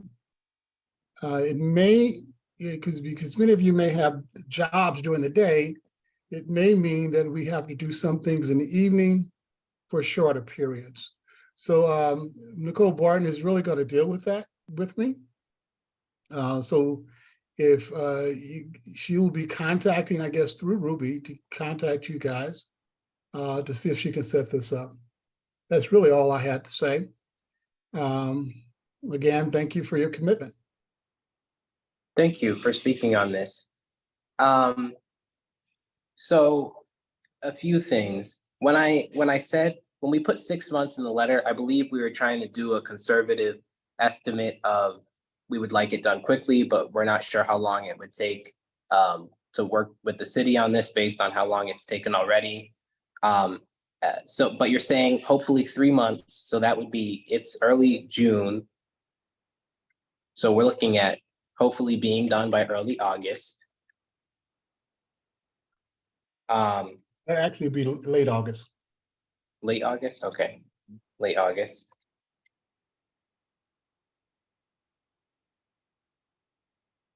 And then I did see a question from a board member. Until we finish the training, late August, we're still able to request information and we're still able to tour. I'm gonna allow the people that have to work with you to make that decision. Unless Who they is- have a reason that you should. Nicole Barton. Oh, Okay, so, oh, you didn't catch that when I said it? no, so you're saying Nicole is the one who would know about requesting information and touring, or? Yeah, I would love for you to speak with her and Ruby about that. I think once we'll take a look at that. If it's something you're not able to do, I'm kind of concerned about that. But I don't want to give someone a position and then tell them what to do. Right? So I think she's going to be open to that. But I would love to cover that with her. Okay. Are you suggesting that you cannot go into the Justice Center now? Yeah, I can say that certainly, yes. Okay. Yeah, so I'll leave that. And the other point is, I'm hearing that you will meet with Nicole Barton and possibly Ruby on this. And I am concerned, as this is the kind of thing that I've heard before, where city employees will meet on our training and board members are not involved with that. Namely that I'm not involved with that, to be able to advocate for what would be accessible to board members, considering our schedules and things like that. So will I be included on the meetings about this orientation with yourself and Nicole? I think when they talk about the training itself and scheduling it, I really think the board members need to know what type of schedule they can make. So I think you'll have a role to play in that. But meeting with me and the people in my commissioners, that's, that wouldn't be appropriate. But when they talk about the training and when you can do it, how you can do it, I think the board needs to have a role in that. You need to decide if you can do 3 hours or 4 hours or what dates are best for you. To clarify, a role in it, but not in the room. No, I didn't. I said in the room with, when you're discussing the training with Nicole Barton and Ruby. I meant a role with, you're saying that we should have a role in it, but not a role in the room with you and Nicole. Well, I'm not going to have you there when I'm talking to my commissioners. That wouldn't be appropriate for them. Okay, I just wanted to clarify. I'm not going to schedule training. That won't be my job.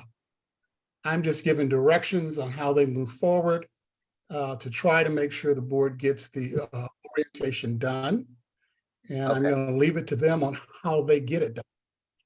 Okay, and I am going to have a lot of questions here, but these are genuine questions that I just want to know the answer to. I don't know how things that are supposed to go, but anyway, so you said you will not have the role of scheduling the rest of our training.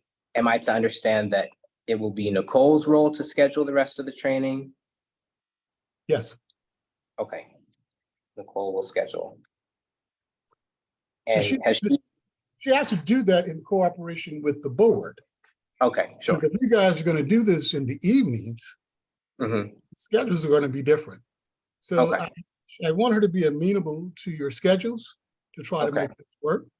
Now, if you guys have been active for a year, and in my opinion, this should have been done much quicker. And I have asked the previous commissioner, I know over and over again, why this was taking so long. Because in my opinion, you need some of this training. I think the training is important. So that doesn't make much sense to me. When you say previous commissioner, are you talking about Matt Drummond? Yes, I am talking about that. Okay, so Matt has been advocating relentlessly for us to complete the orientation.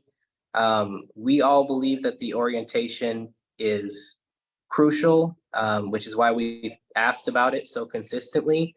So I'm not sure where the buck stops with this, but I'm not sure that we can all say that we don't know why it's taken so long and that we think it's really important. But I do want to move on from that. And I see Mike's hand. I just want to run through a couple of questions and then I'm going to pass it to Mike. So I think just in general with oversight, collaboration was the intent. A lot of collaboration is talked about in the ordinance. And I think a lot of collaboration, or at least some collaboration, is going to be necessary for any kind of change. I believe that part of that needs to be the warden meeting with me as chair of the oversight board. And I have asked about meeting with her directly to her. I've asked her administrative staff about meeting with her. And I've been denied pretty consistently. Will you have any part with compelling the warden to meet with me so that we can work on anything together? Or is that something that's not expected or not appropriate? That's something, again, that Nicole Barton and Ruby will handle at that point. If I have to get involved, I will get involved. Now, Okay. Meeting with you, what is it that you want? In a word, oversight. I do think that it is time for you to get involved. I would like to meet with the warden on several things, on why I've been denied for visits. I'd like to meet on the plethora of information we've requested and not received.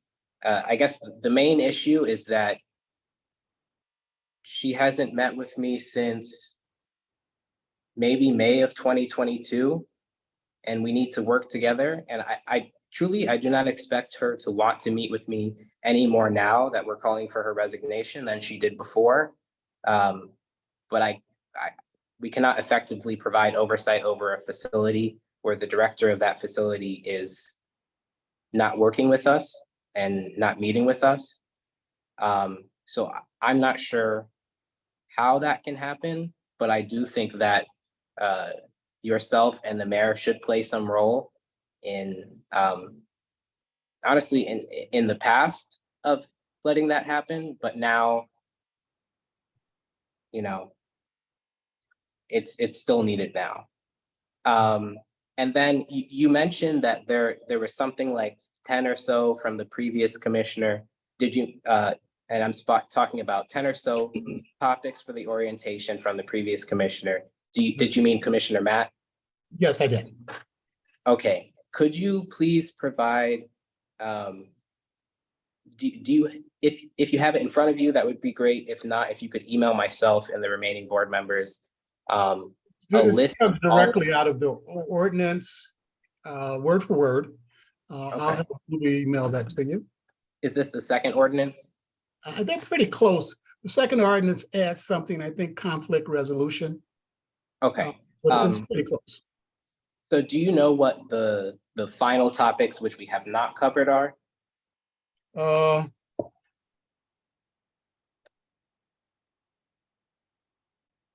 I'll tell you what you've covered. Let me see if I can find it real quick.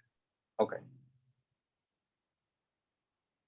And then I'll pass it to the board because that's the last question I have off the top of my head. Okay, just bear with me for just a second. Sure.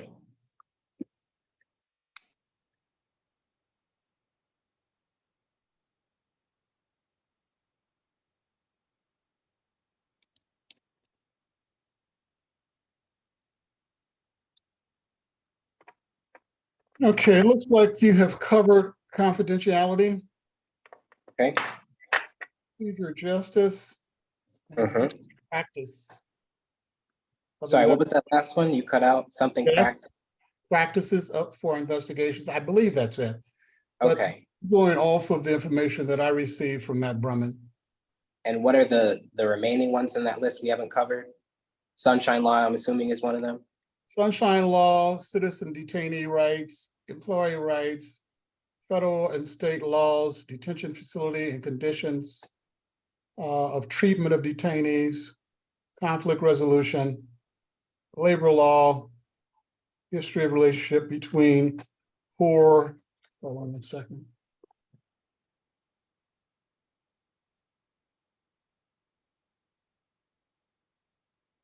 Of people of color, between poor, relationship between people of color and the economic poor and the police and correction officers. Those are the topics directly out of the ordinance. Okay. So, And it sounds like, so Barbara Burkett is going to take care of Sunshine Law for us.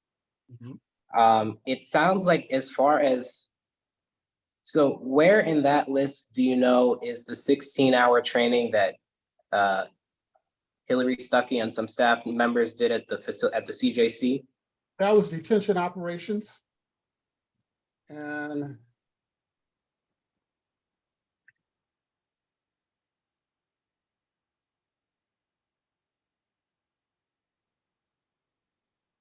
detention facility operations. Okay. Okay. The one member that you mentioned that sat through the 16-hour training, her name is what now? Hillary Stuckey. Hillary Stuckey. Now, has she been able to access the Justice Center? No. No, she's been denied. I'm not sure on that one. She'd have to be here to speak to that, but I believe she was planning. Well, at the beginning, she was trying to schedule something with the commissioner. It was, let me be clear, with Clemens Abdullah, and we never heard back on scheduling that. The second time that she wanted to go and tour, I had just been denied, or I'm sorry, I had just been pushed out of my tour, and then then Clemens Abdullah sent something saying that no tours would be allowed until we completed training, and then sent a list of different trainings that she wanted us to complete. So I will have Hillary give it a shot, touring. I think she completed her training on May 9th and 10th. So that was the most recent training that was done, I do believe. Right. So you're saying, okay, so theoretically Hillary is supposed to be allowed to tour? Or I'm going based off of the training. I know the training dates. I was told Okay. one member of the board sat through the training. So Okay. she should not be denied? I just want to be clear. Well, I didn't say that, but has she? But why would she be denied if she got the training? Well, I just asked a question, Mike. Okay. I asked if she had tried to get into the facility. Okay. But if she was to try to get the facility. She has the training. now- Okay, but I just want to be clear really quickly. So now that she has the training, on record, you're saying she should not be denied tours inside of the jail? You're putting words in my mouth. No, I'm asking a question. Well, okay, well, I'll try to respond to it. If the notion has been you have to have the training to get into the facility, she now has the training. And I think we can agree on that.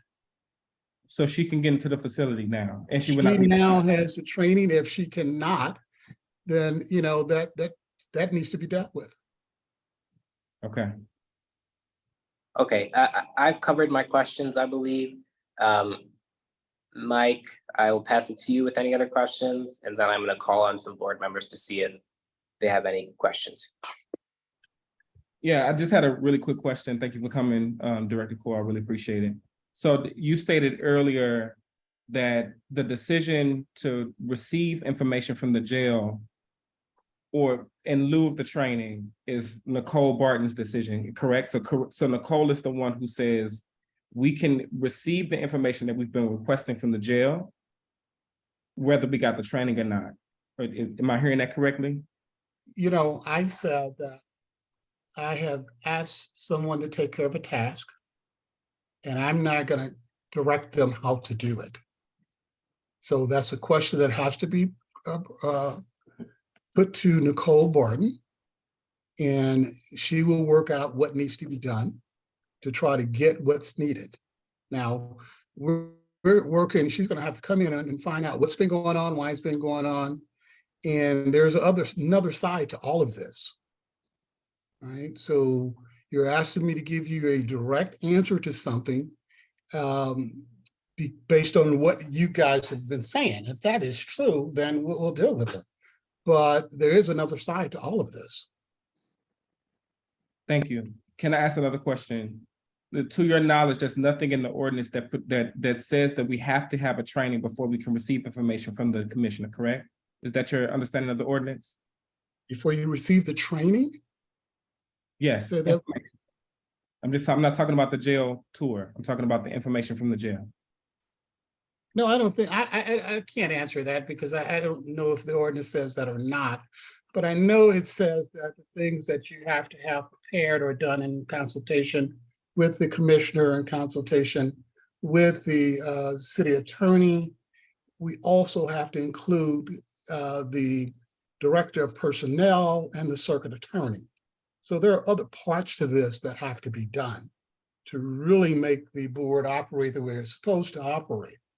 The part with the circuit attorney or the prosecuting attorney, we haven't gotten to because we haven't gotten agreement with both the commissioner of oversight and the commissioner of the Justice Center. Now, one of the things that you guys may be aware of, I required the two commissioners to meet personally every month, right, to rectify this. And their meeting. Matt, and you're saying you required Drummond and Clemens Abdullah to meet on this? Each month, yes. They were required to meet each month to work on things that they agreed on and things that they did not agree on. Now, you were aware of those meetings, weren't you, Chairman? Just chair, and I was aware that those meetings happened. I wasn't aware that anything productive came of them, other than Matt having to resign. No, there were productive things that came from because we narrowed the things that where they disagreed at. And those are the things that we have to work on.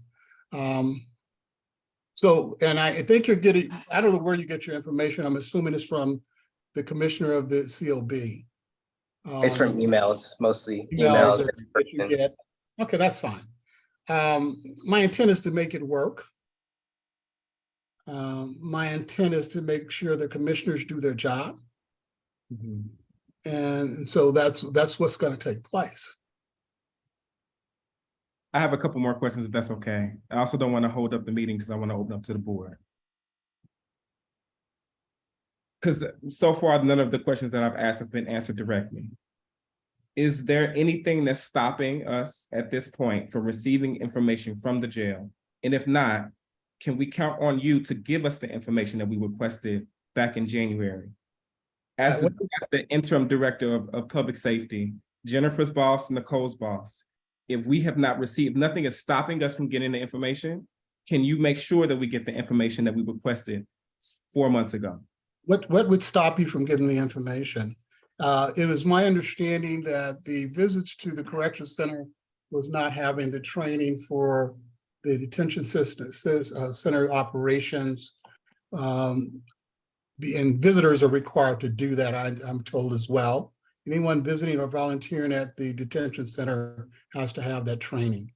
So if that's the part that made it where you could not get in, then we have to find that out. Yeah, I'm specifically not talking about the actual jail tours. I'm talking about the medical records, the so on and so on, the list of things that we requested. Medical records? The medical records, at one point we requested videos. We have requested a litany of information from the jail so that we can do the job. And the only thing we've been getting caught up on is the training of the jail just to tour the jail. But I'm not even talking about the tour. I'm talking about the information that we want to receive from corrections. I think I heard you. You did break up a little bit there. And so are these on complaints that have been received? That we can resend you I can go back to the minutes and resend you the list. But can I get a commitment from you now on record that if we send you that information, now that we understand that there's nothing stopping us from receiving the information, can we get that information as quick as possible, like we requested when we wrote the mayor? Well, hold on, I think you're trying to put words in my mouth. I'm not trying to do that. I'm sorry. Okay, well, let's go back, because I just said, because of the one person receiving the training, I felt that person should be able to go into the Justice Center. Mhm. You turn that into we. And if you guys I am have not this talking meeting about, next time, Director Core, I'm not talking about entry inside of the jail at all right now. okay, I'm not talking about it. I'm talking about the information that we requested from the commissioner, updates of the jail, medical records, so on and so forth. Can we receive that information? If we all agree that there's nothing stopping us from receiving that information. okay, I didn't say that. I don't know the information that you requested. I wasn't here in January. Okay, so can we send you a list of the information and count on you giving that information to us? I want you to send it to Nicole Barton. I don't want to do the job that I've asked someone else to do. Are you following me? I'm following you. I mean, that was my first question. So you're saying Nicole Barton has the authority? She's going to be your contact.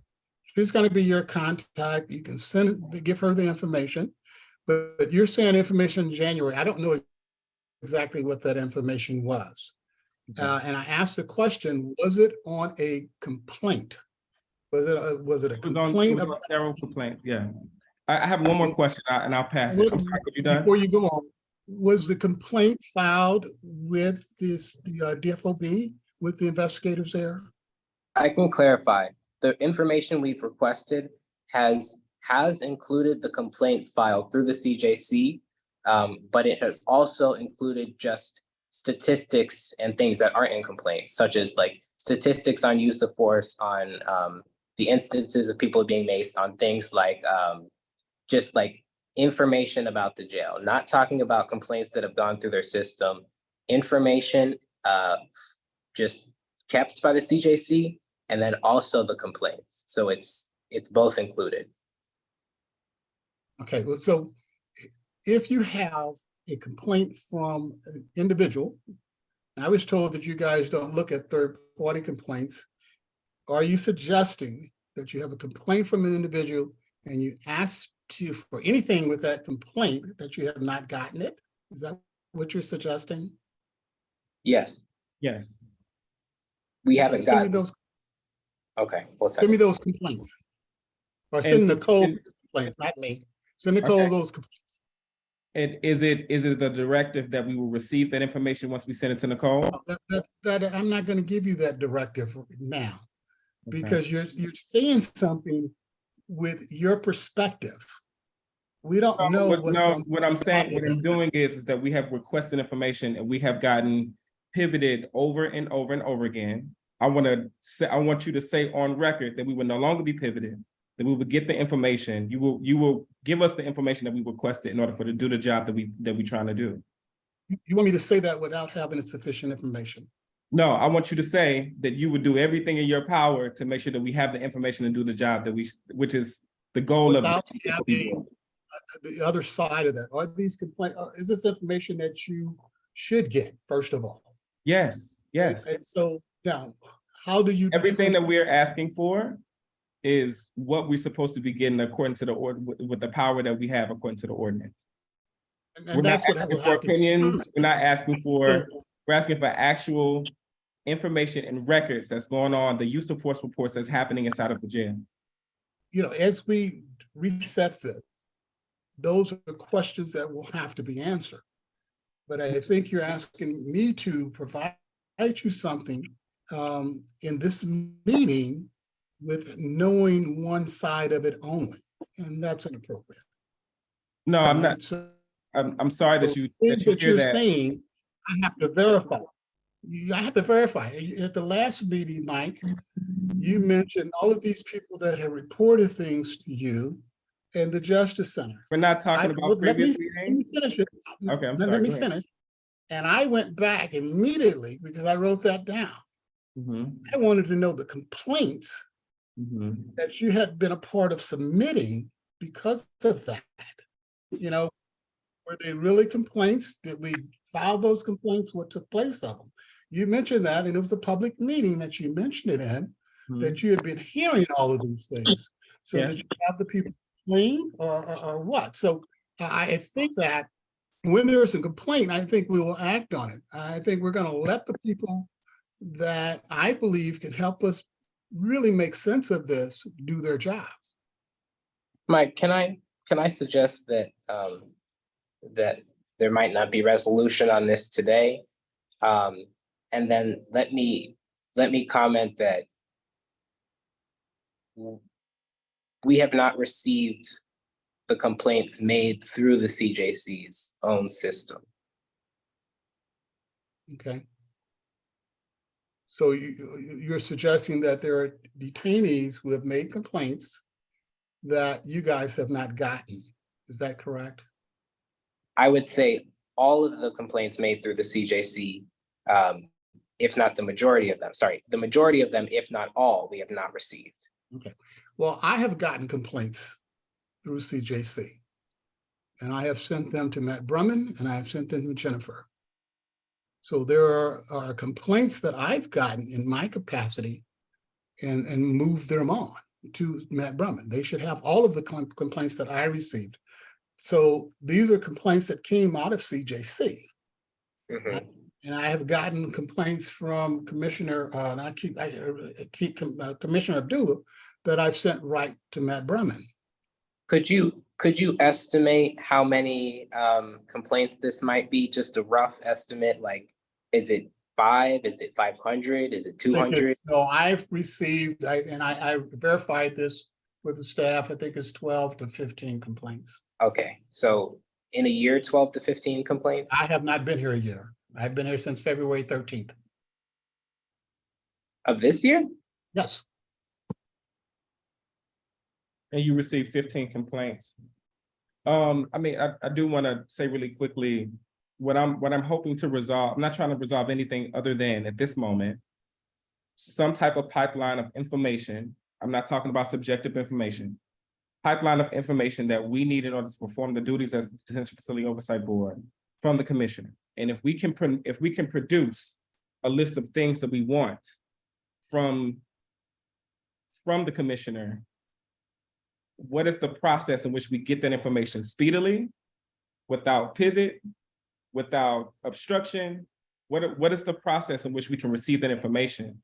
And that's just, again, I'm not talking about anything that cannot be done. This is what we actually need in order to perform the job. And then the second thing that I want to say really quickly is it is regular practice for oversight boards to get an update of what's going on inside of the jails. And we have not gotten that either. And so the next question I want to ask you, right? Like, one, the commissioner should definitely come to us, right? And give us this update. But two, what do you know of the current conditions of the jail? Are you still hearing of 23-hour lockdowns? Are you still hearing of some of the things? And if so, can you update us on that, please? I'm just asking for information. You know, I have no information to give you on that right now. You have no information of the jail, even though you're the interim public safety. And I can give you on that right now. Why can't you give us that information? I don't have it. I don't know. You don't know what's going inside of the jail? Huh? You don't know what's going on inside of the jail? I know what I'm being told, yes. And what are you being told? I beg your pardon? What are you being told? I'm dealing with the complaints of the jail. I hear anytime there's something that's out of the ordinary. I heard you say that there was 23-hour lockdowns, and I asked if those complaints had been made. But are there 23-hour lockdowns, Director Court?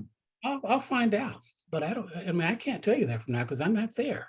But you're saying you don't know that there is. Well, I was very clear with that. I heard you say that there were 23-hour lockdowns.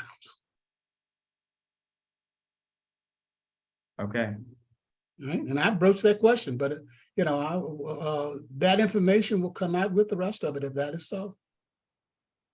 Yeah, Director. I mentioned that I'm not going to get ahead of the people that I've asked to do a job. Yeah, I don't necessarily know if I'm asking that. I will say this, I find it really hard to believe Director Coyle as the interim public safety director, you have no knowings of the conditions inside of the jail and other than the fact that you just don't want to share them. Like that's really hard to believe, given the fact that you're directly over the jail. For me, just a personal opinion. I'm sorry you believe that. Mike, is that a wrap on for your questions? Yeah, that's a wrap. Okay, I'm sorry for how that went, Mike. I do want to open it up to other board members. I know it's been 2.5 hours. Other than like public comment, we're about to wrap this up, but I do want to give the other board members an opportunity to ask any questions of the interim director. I got a question. Okay, Ornitha, please.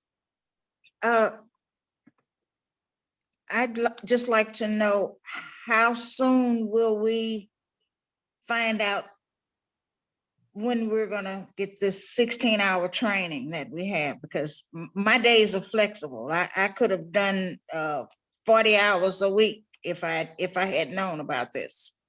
Okay. I really think, I don't have a schedule, but I think they're going to start on that, at least the discussion this week. And you're flexible, so when they set the schedule, who am I speaking to? My name's Ornitha Lewis Walls. Lewis Walls, okay. Ruby will definitely know when the training is scheduled. So I'm sure they're going to contact the board or the chair with that information to try to decide what date and what times to do it. But if you're flexible, that means you can do it during the day as well. Is that right? That's correct. They should be able to get you in line sooner than later then. Okay. Other board members, thank you, Ornitha, for chiming in. And Ornitha, is phone better for you than email? Yeah, because normally I don't normally look at the email too often. So, this phone, yeah. Gotcha. I'm gonna text you I'm gonna email you my number because I might have the wrong number for you. And I do want to keep you updated. I do know that that's your preference, but I've had the wrong number. So I apologize for that. I think you're what is it? What's my number? Well, 75. no, hold on, Ornitha. Just because it's a public meeting, I don't want you to say your number here.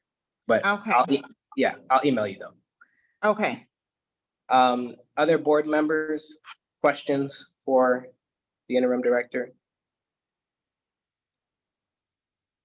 Tom? Yeah. So for my schedule, I'm pretty flexible too. I could probably make about 90% of any dates that you make for July and the first half of August.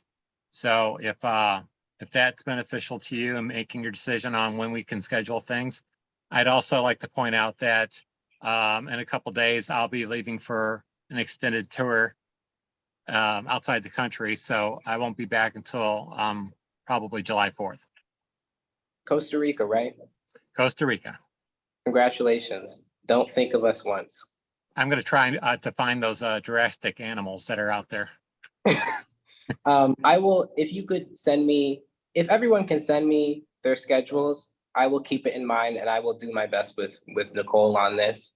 In 3 months, we'll be trained, right? That's the goal, 3 months. You mentioned 6, hopefully we can get it done. Okay. If we get cooperation with timing, it can get cooperation with timing and schedules. I don't see why we couldn't get it done. Now, some of the trainings, people are going to have to be brought in to do. So, I think we've already asked some people on that, so they should be ready by now. Any other board members? I'm just going to check in. Pam, do you have any questions? No questions. I just want to thank you for being here with us and trying to clarify things. And just say that there is an important distinction to be made between what we need to tour the facility versus what we need to begin investigations. And if those are different, then that needs to be clarified for us. Because, you know, I don't know that many of us on the board are going to do more than take one tour. We probably aren't going to be interviewing people or going to visit people or doing those things as board members. That's for Ruby's staff. And we're anxious to get started on some investigations. So, you know, as you talk to your staff, please try to make that distinction and clarify that for us. You know, I'm anxious for the investigators on the staff to begin working as well. Yeah. I think it has to be done, especially if there's a legitimate complaint. It needs to be investigated. Yeah, thank you. And I enjoy seeing you again. I've worked with you. I know how committed you are to public service, and I know you want to do this right, and I appreciate your time and effort. All right, thank you. I just want to add to that, Pam, that personally, I would like to be one of the people doing a lot of tours. If I could, I would tour every week, which is what I have attempted to do. Let me check in with some other board members. I've heard from a lot of people. Barb Baker, can I check in with you? Did we lose James Tong? I don't have anything to add.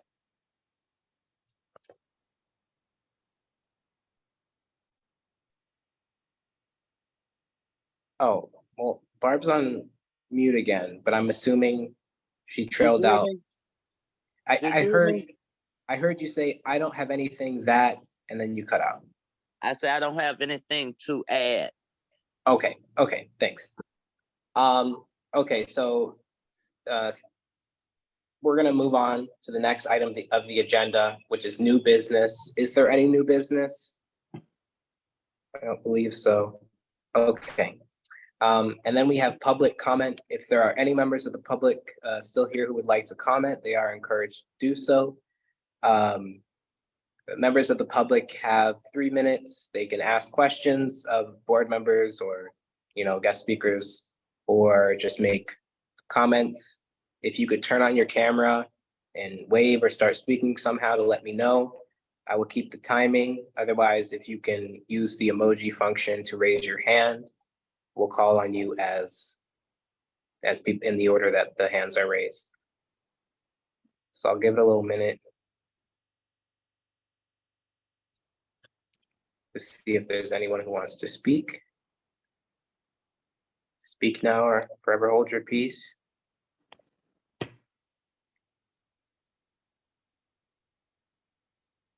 Going once, going twice. All right, so that's our public comment section. We do need to schedule the next meeting to make sure that Barbara Burkett is here and we're all here to do the sunshine training.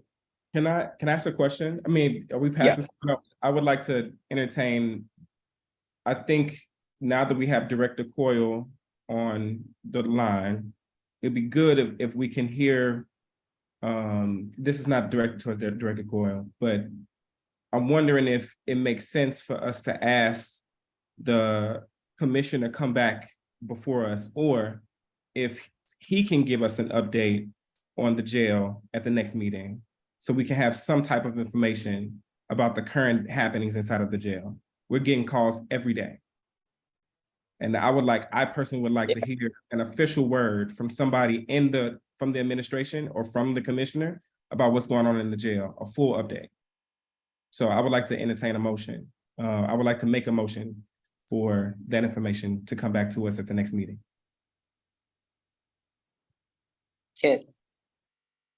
We could just invite the commissioner. I'm not sure where we are with numbers right now, which is why I don't know about making a motion, but we can invite the commissioner to, I just want to be clear, since there's like a million commissioners, we can invite the warden to appear at the next meeting. And then also I think we're going to need Nicole as well so we can schedule the trainings. And then also we're gonna work on the sunshine law. So I can have Ruby actually. Ruby, you're here. Ruby, if you could invite the warden to the next meeting as well as Nicole Barton. And we're about to schedule what that date is right now. And they don't have to be on for the whole thing. If there's a conflict, we can put them at whatever time in that 2.5 hour span that they're available. So. And can I add with the hope and goal to give us an update on the conditions of the jail? And if either one of them cannot come, then Director Court will come back before us and give us an update on the conditions of the jail.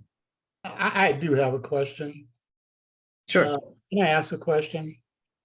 The people that you are hearing from, are you having them fill out a complaint and getting it to the investigators in Ruby's office?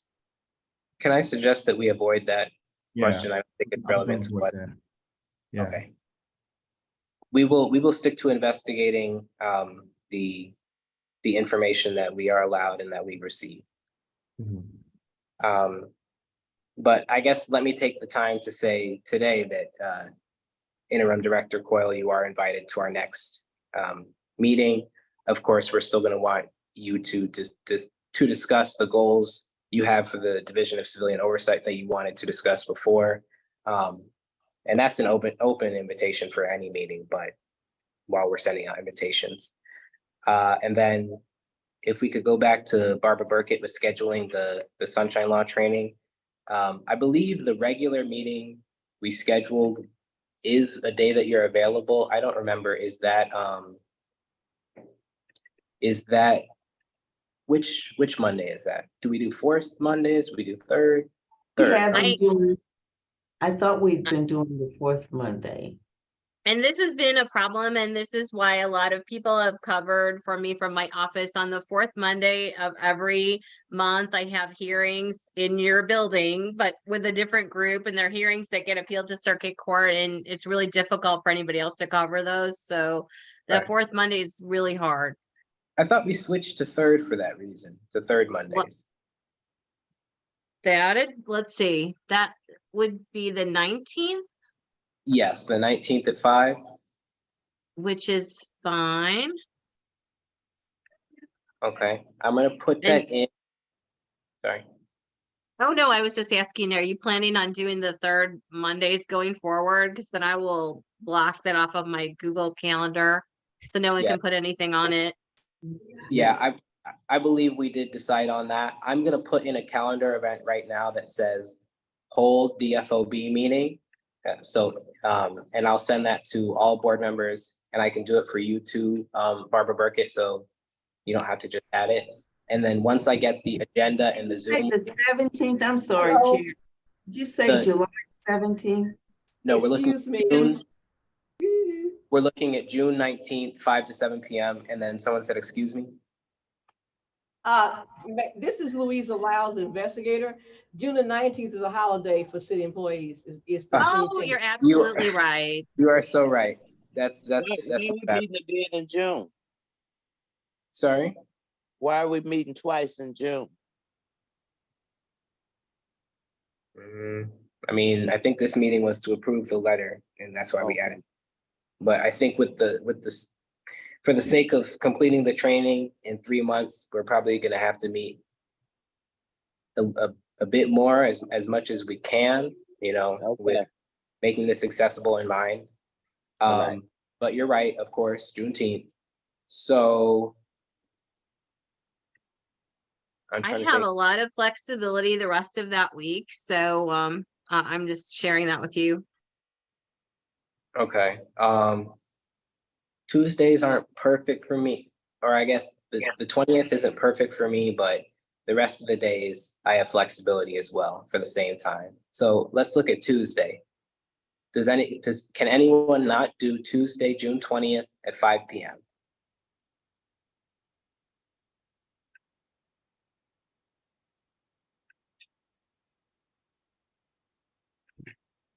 Okay, so I will put this in. I'm not gonna make it recurring since that's not the regular date, but I'll put hold for DFOB meeting in a calendar invite, and when I get the agenda and the Zoom link, I will, I'll put it in the description for that day. So let me just add everyone here. Barbara Burkett. Barb Baker. James Dom. Mike Milton. Arnika Lewis Falls. Tom Lawson. Let's see, Reverend Gray. Hillary Stuckey. Let's see where we're at. 1, 2, 3, 4, 5, 6, 7, 8. I'm missing someone. Who am I missing? I'm Would you missing. be the ninth person? No, I counted myself. I have myself, Okay, Barb Baker, Reverend Gray, Hillary Stuckey, Mike Milton, Ornith Lewis Walls, James Dom, and Tom Lawson. You got Pam? Yeah, that's who you're picking, Pam. There. Okay, and Pam. All right, so I'm saving this. Send invitations out. Okay, and I think Nicole maybe just popped in. Nicole, we just scheduled our next meeting for June 20th. If you're available, we're trying to get together to schedule the rest of the trainings, and we'll be doing the Sunshine Law training June 20th. If you're not available for any time that meeting, you and I can get together on scheduling those trainings, and I'll have the board members' availabilities. And I can just give an update at the meeting. But I just added you to the calendar event, so it'll be a little bit easier. Thank you. I am available on June 20th. So that Okay. works for me. I'm Mondays are bad for me because I have class Monday night. So Okay, are you in school? yes. What are you in school for? Well, it's not that kind of school. It's personal training school. Okay. I was gonna say congratulations, but professional development is cool too, so congratulations. Okay, so it looks like we have the next meeting scheduled. Yeah, we can, I'll hear a motion to adjourn, but I did want to say that I think that board members are frustrated with how time is passing and the amount of time that has passed that has not been productive. But I just want to reiterate that as slow as time is passing for us, we're dealing with time for people who are detained, for in solitary confinement. And I'm saying that as in if you're alone in your cell, that's solitary confinement to me. For we don't know how long. And I just think that that's still the gravity we're talking about, that we're talking about. And I do personally feel like regardless of all of our intentions, and intentions do matter, but regardless of intentions, the people of the city deserve actions and results. And I think they deserve better than what we've been able to achieve by today. And I mean all of us. And parts of this meeting have been difficult for me because it does make me very sad that the people detained in the CJC and the general public outside of the CJC are not getting what they deserve, which is better. And with that, I will hear a motion to adjourn. Chair, I'm sorry, it wasn't clear to me whether or not the commissioner for CJC was invited to the next meeting and who would Yes. do that? Yeah, if you could invite the warden to the next meeting. She also has an open invitation to our meetings, but if you could specifically invite her, and then you won't need to invite Nicole because we just did that here. So I think the only invitation you'll need to send is to the warden.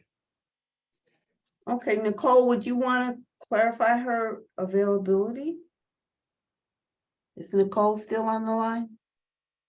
Here, I mean, I think it's okay to go ahead and send her an invite. I will be meeting with her every week. And we're gonna get this train on the tracks. I promise we will. And Nicole, really briefly, can you be prepared when you come back to give us an update of the conditions of the jail? Given the lockdown, the current, just the conditions of the jail as you have seen them when you come back. Thank you. I will try to get an update on all of that before we meet next. Thank you. I'm excited to hear it. Yeah, I see Tom's hand. Okay. Do you expect us to be doing any voting in our next meeting? If so, can I give you my proxy? We're gonna need a proxy No? form for that, which is what. Okay. But so I will assess what quorum we have, but the answer is no. Because we Okay. need so and I think we need to make that form in consultation with the city attorney's office or something like that. I'm not sure, but the fact of the matter is we don't have it. But thank you for thinking of that. And if we develop it next meeting or something, I'm sure we can. I don't know if you'll be on email, but we'll send it out. We'll see. Yeah, so motion to adjourn or? I motion we adjourn. I second. Okay, we'll do just a voice vote. All in favor, say aye. Aye. Aye. Any opposed, say no. Oh, It always passes. all right, have a good evening. Be with your pets, be with your family. Enjoy the